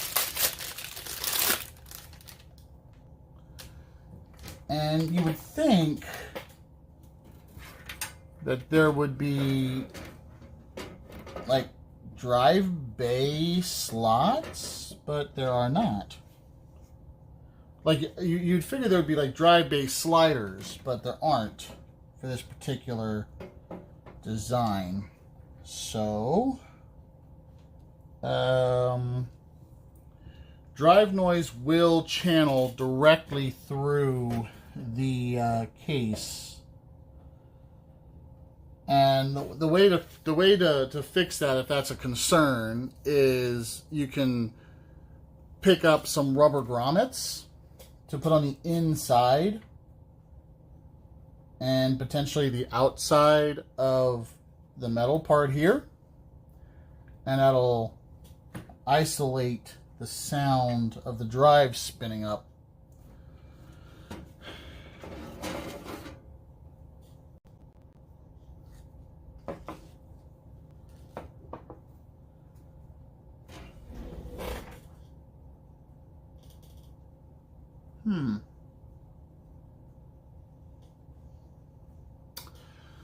Okay. So now, yeah, those are too big. Those are fan screws.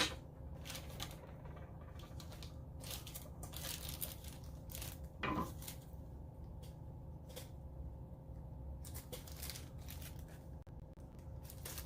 want to say the M3s will do the job. So I'm going to be off screen, off the camera for a minute or two. Also because spinning this thing is a headache. But the biggest issue I have right now is the fact that I need to verify the proper screw size. It's definitely not that. Alright, so it's not going to be these M3s. Actually, not sure what they're provided for.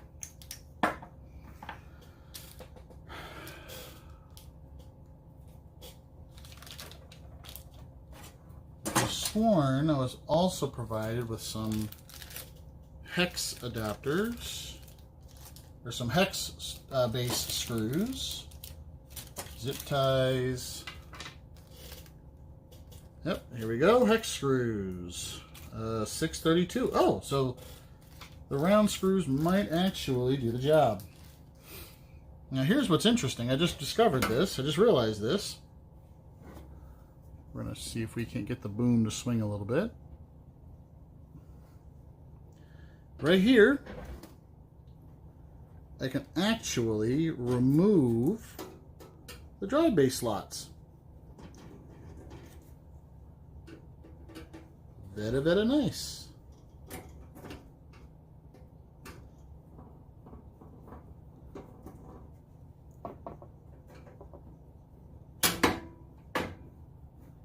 Yeah, I know.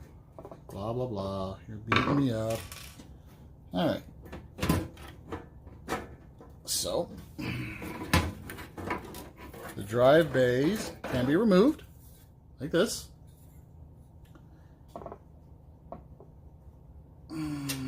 And it looks like, realistically, if you really, really wanted to, you could probably do a little bit of drive dampening by simply putting some rubber in here.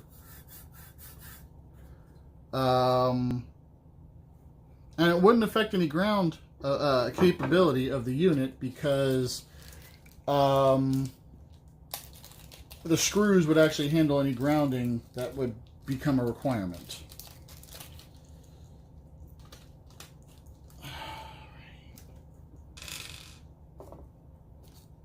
So if I saw this correctly,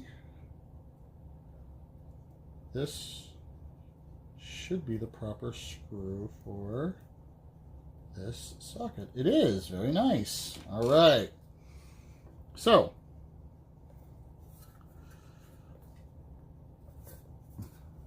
And this does have backing on it, so you can put it into position like this, and then mount your screws without a potential of it ripping the whole way through.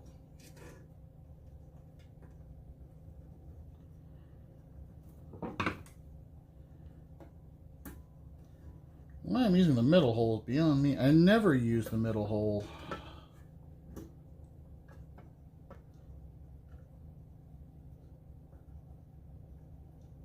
fact, the reality is I can't think of too many brackets that actually use the middle hole.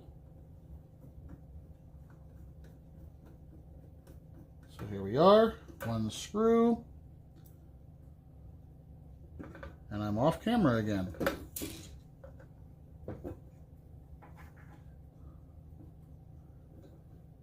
Two screws. We flip this over. Actually, I'm going to do this because I happen to have a slot right there in my table.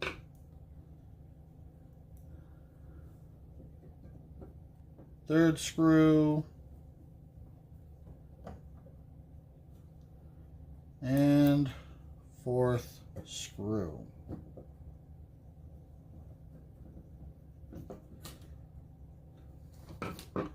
There we go. Hard drive is now installed in the caddy. Slide the caddy back into place.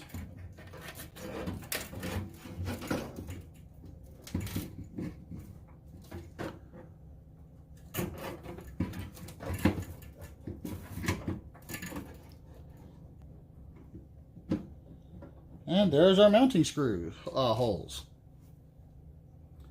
Now again, no magnets. These are hard drives.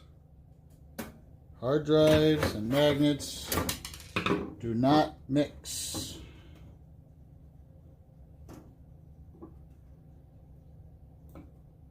No matter how much we sometimes wish they would. I mean, solid states usually survive fine, but this is not a solid state. This is a proper mechanical.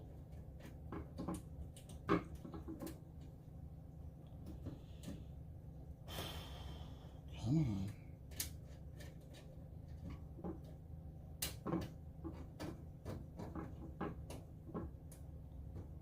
Gotcha.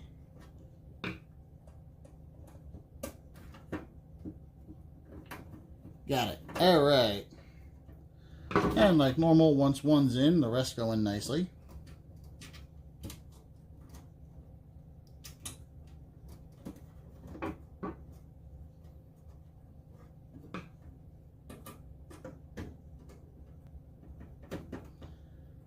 Do, do, do, do, do.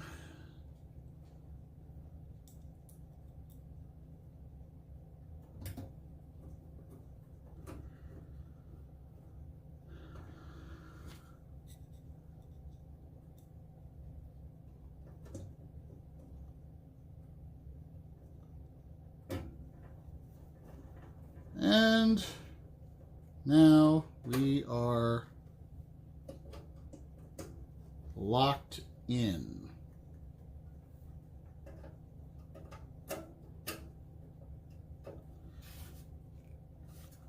All right. From here, we utilize one of the SATA power connections from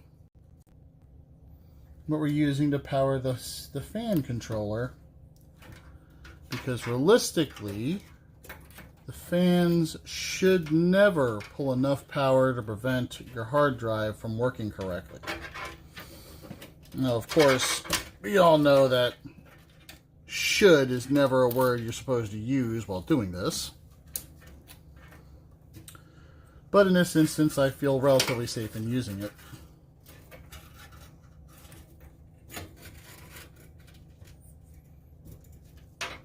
A little pre-cable management, so that way I don't have to worry about squaring it out later. And there we go. From here, it's a matter of locking that all down and locking that up because I won't need it. So that one will simply get double jointed into that slot. And then SATA, there we are.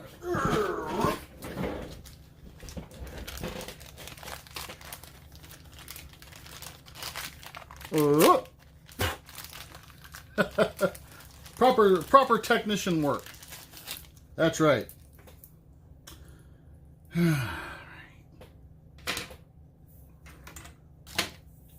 So from here we attach the SATA link. We gently wrap the cable in and into this particular slot, because that's where our motherboard's going to connect.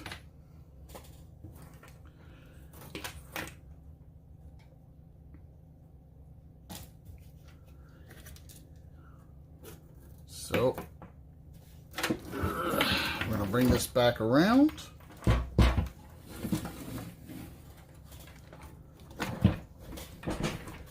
And as you can see here, here's our SATA link. Now, because this is going to be a storage drive, we're going to plug this into SATA 2. And then feed the wiring back down.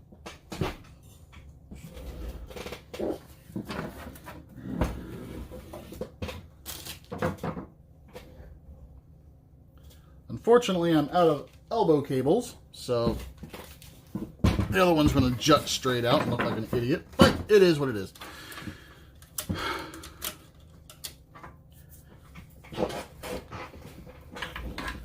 And the solid state is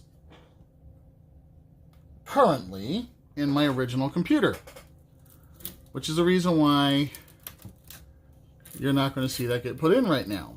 Although when it is, it'll just simply go right here. Oh, hey. Oh, yeah, don't want to break it. There's a screw there. So we'll undo the screw and install it. I'm just going to clean up some of this trash real quick. Oh, wait, that's not trash. That's, oh, yeah, those are important. 632s. Like, everything on this computer uses a 632 link. Trash, trash, trash. Also trash. Keep the wrench. Not trash. Not trash. I'm actually not sure what we'd actually use M3s for. Well, let me rephrase it. I'm pretty sure we use one to install an M.2 if we go to use those. And I'm still on the fence about an M.2. I really am. Like, I want to use one, but at the same time, I don't want to afford one. Alright, so right now, temporarily, I'm going to be stowing the rest of the power cables because this is all of the power stuff I can currently run. I don't have my liquid cooler out of my older system. I don't have my graphics card out of my older system yet because I'm waiting for my processor to come in, which is not here yet. We're starting to see a pattern. So, since we're done with the back end of this computer, I am going to remount the back plate for now.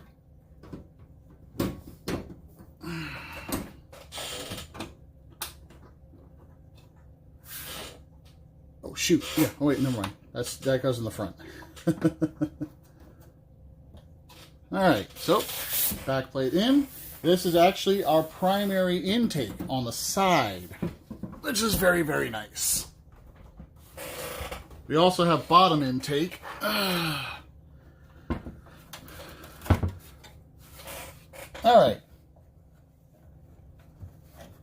So obviously I haven't done the cable management job yet. That'll be done next time. And I'm actually going to install this cable here just so I know where it is.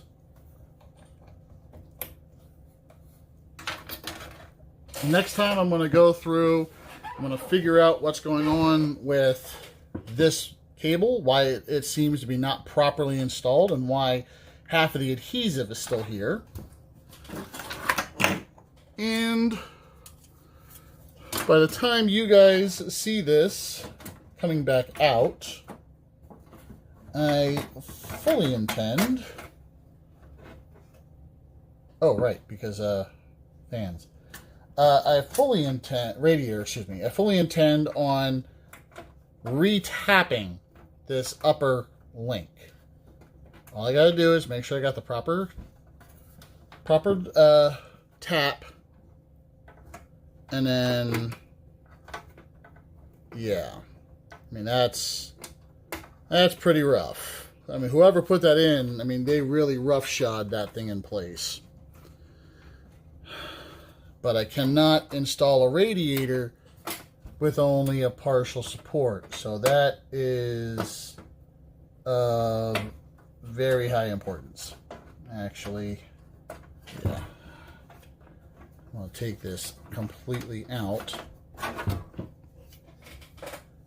See what I can do about potentially uncapturing this particular screw. Nope, that's not going to play nice. The screw's a little jacked up too.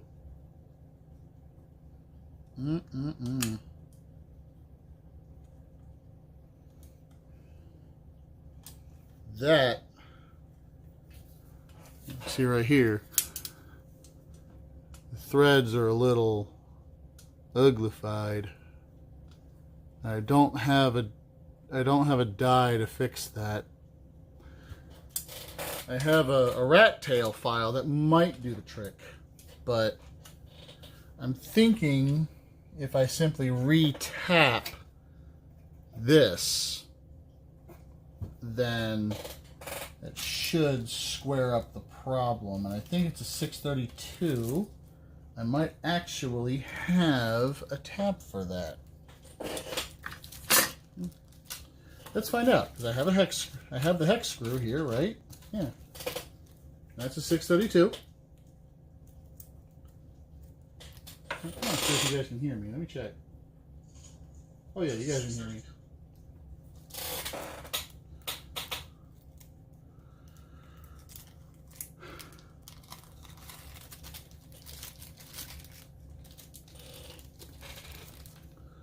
Alright, so here's the 632. There was the 632 hex. Alright, so we're going to try putting it in this lower hole. And voila, 632 it is.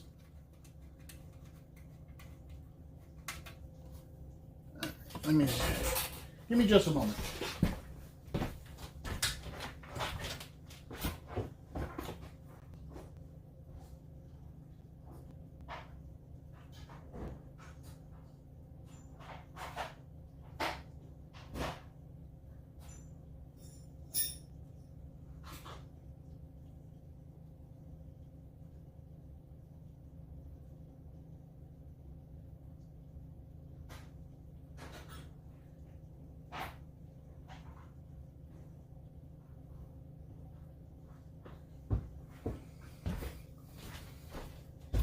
Unfortunately, it looks like I do not have a 632 tap.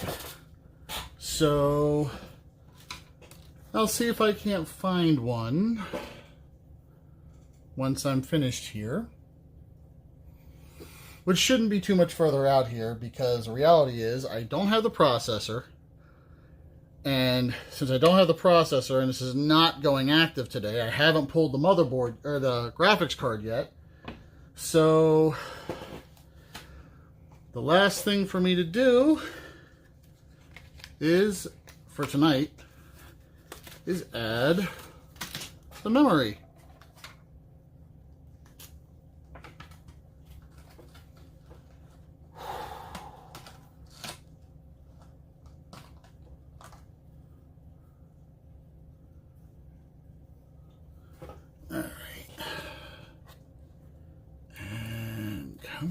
Oh, that's right, one side solid. Make sure this lines up. It looks like it's going to line up. So drop this in.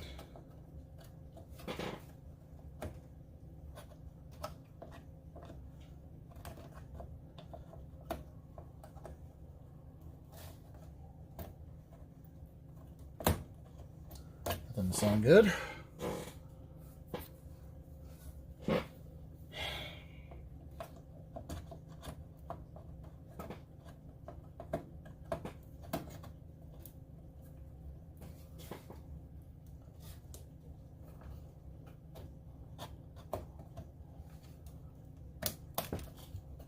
There we go. One in.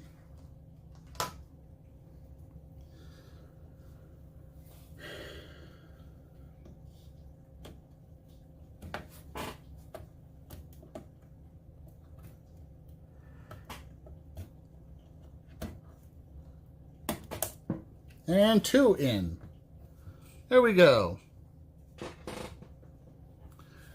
And these newer memory installation configurations always terrify me. Always have. Because they're very tight and they're very crunchy. Very crunchy.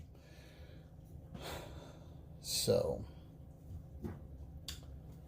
unfortunately, that's it for this particular assembly.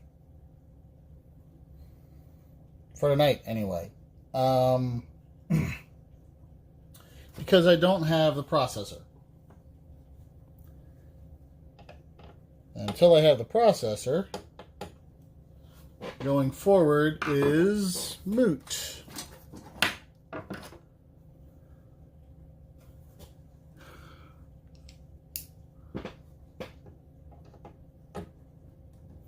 Now I'm only taking this cover off out of curiosity.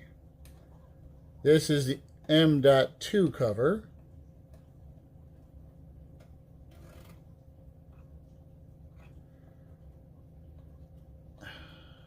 I know you're not a captive screw. I know you come out. Oh, you're loose. You are a captive screw. Okay, maybe I'm an idiot. Please don't repeat that.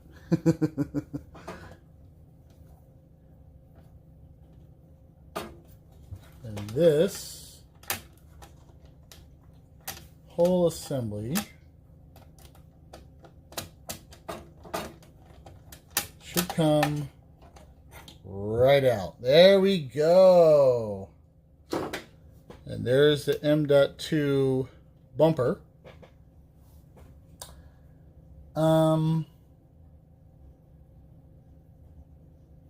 Cool. All right, we're going to go ahead and put you back in place now. Oh, it's a heat sink.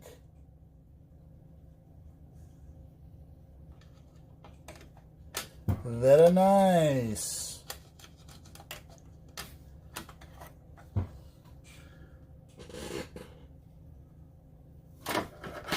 Oh, it's not a captive screw. It just didn't finish coming out.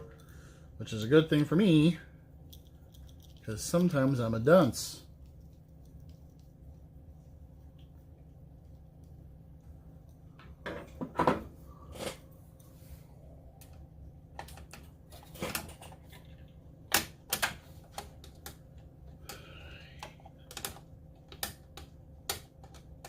There's that. And you line up there.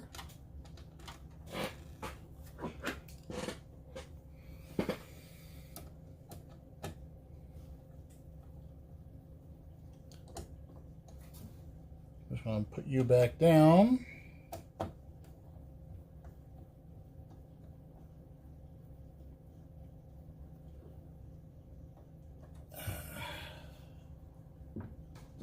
Okay, so here we are.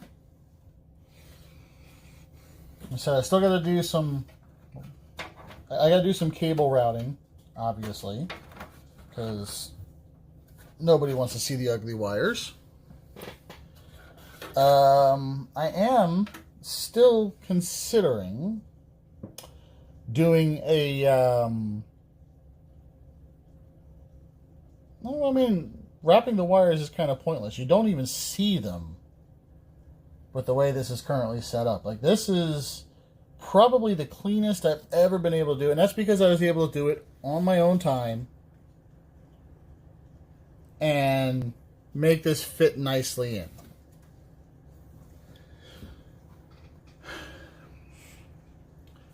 The only thing that I'm not truly thrilled about is this part right here. And I've already explained why. I am a little miffed about the fact that I got a new toy. The first thing I gotta do is fix it. Yeah, those threads are completely trashed. So I gotta get an M.30 a 632 metric tap for that one slot right there.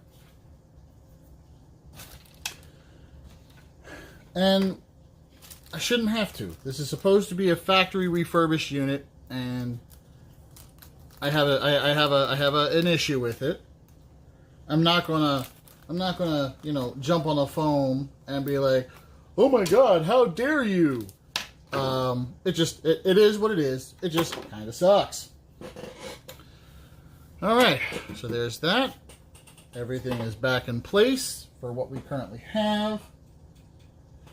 No tools are currently in there. And so last but not least, we have the tempered glass installation.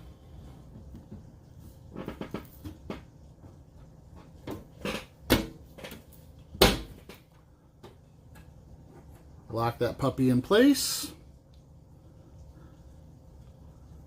And there we have it. I think the Tough Gaming motherboard, being a hard black inside this very nice looking white case, actually works extremely well. And I'm really curious to see how the LEDs are going to make this look. I'm really curious because I think it's going to turn out great. I'm going to go ahead and pack up all the toys now, because at this point I truly and utterly cannot go any further.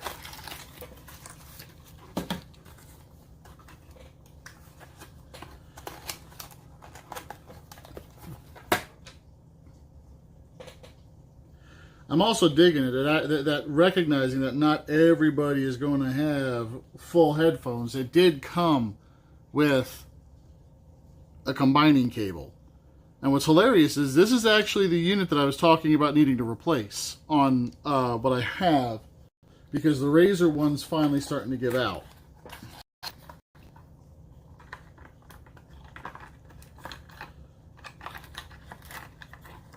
And I haven't used my Razer in a while because it's damaged.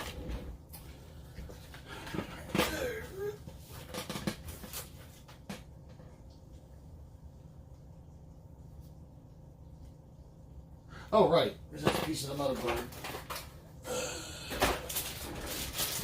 Right now I'm just cleaning up.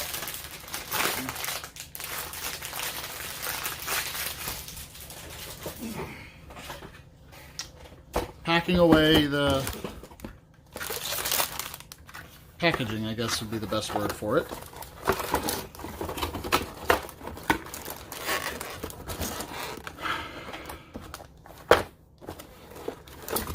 That'll fit in there. So that way I know where it is for next time. Here's our motherboard box. Excuse me, a dozen zip ties. Oh, I found more screws. Gosh, darn it.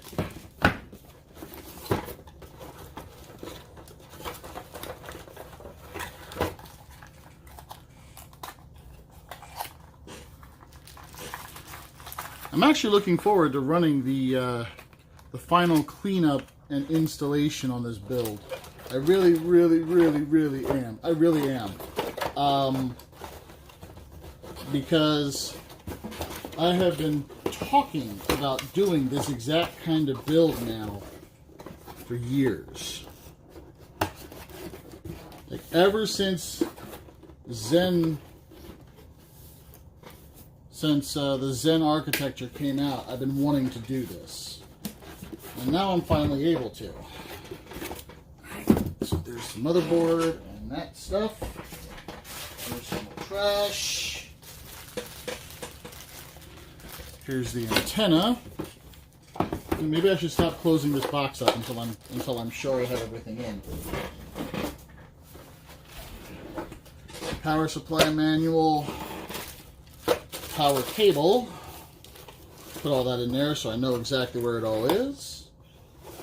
Because the next time I'm not going to have the majority of this stuff. I'm just going to have the stuff that I need to finish the install.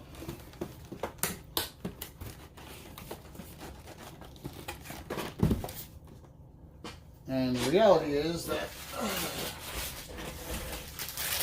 the other box that came for the hard drive was kind of crap. And obviously I still have this. Did this come pre-scratched? Oh, this might have been scratched when I got it. I'm not gonna freak out. Because I got this at a really good price. But you'd figure, I mean, they claimed it was a refurb. You figure that they would have replaced the glass that's scratched. You know?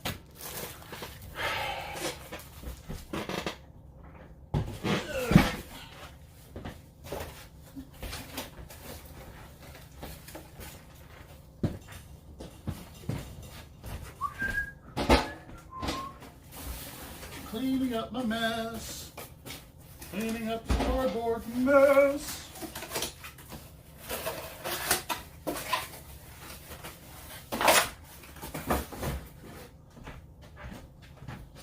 And I'll deal with the EVGA cardboard here soon.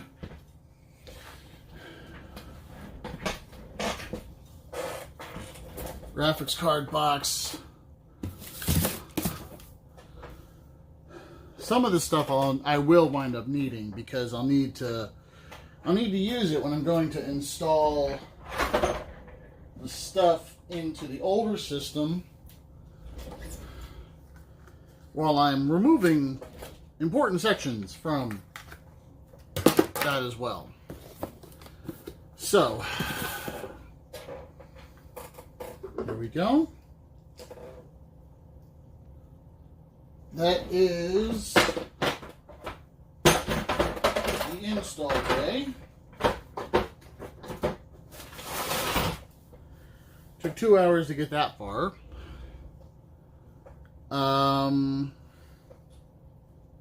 Which is a little bit of a headache, but I mean, something, rushing perfection, blah, blah, blah, blah, blah.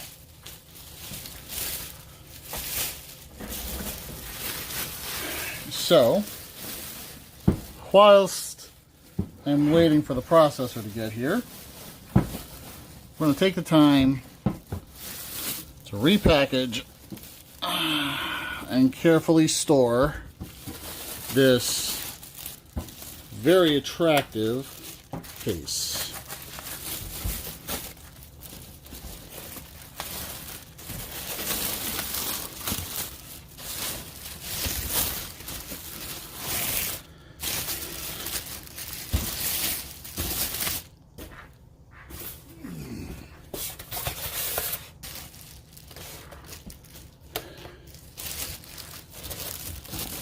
I'm fairly certain it went on like this.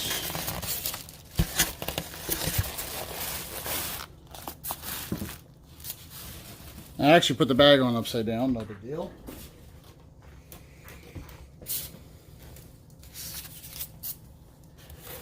But that's the back.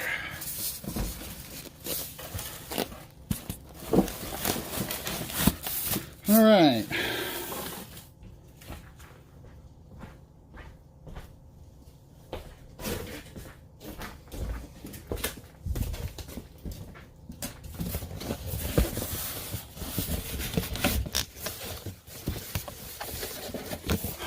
Come on. Stupid flaps.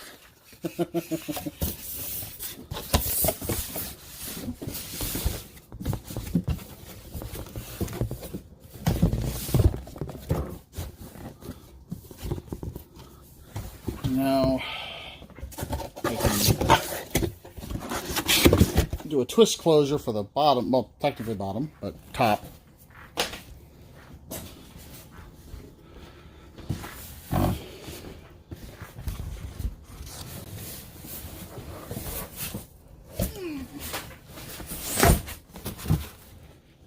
And voila, we're stored again.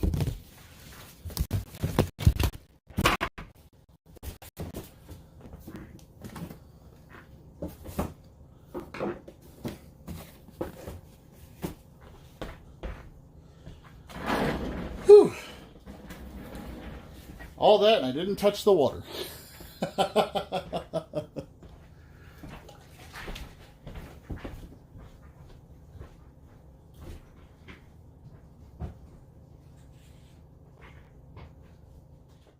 Alrighty then.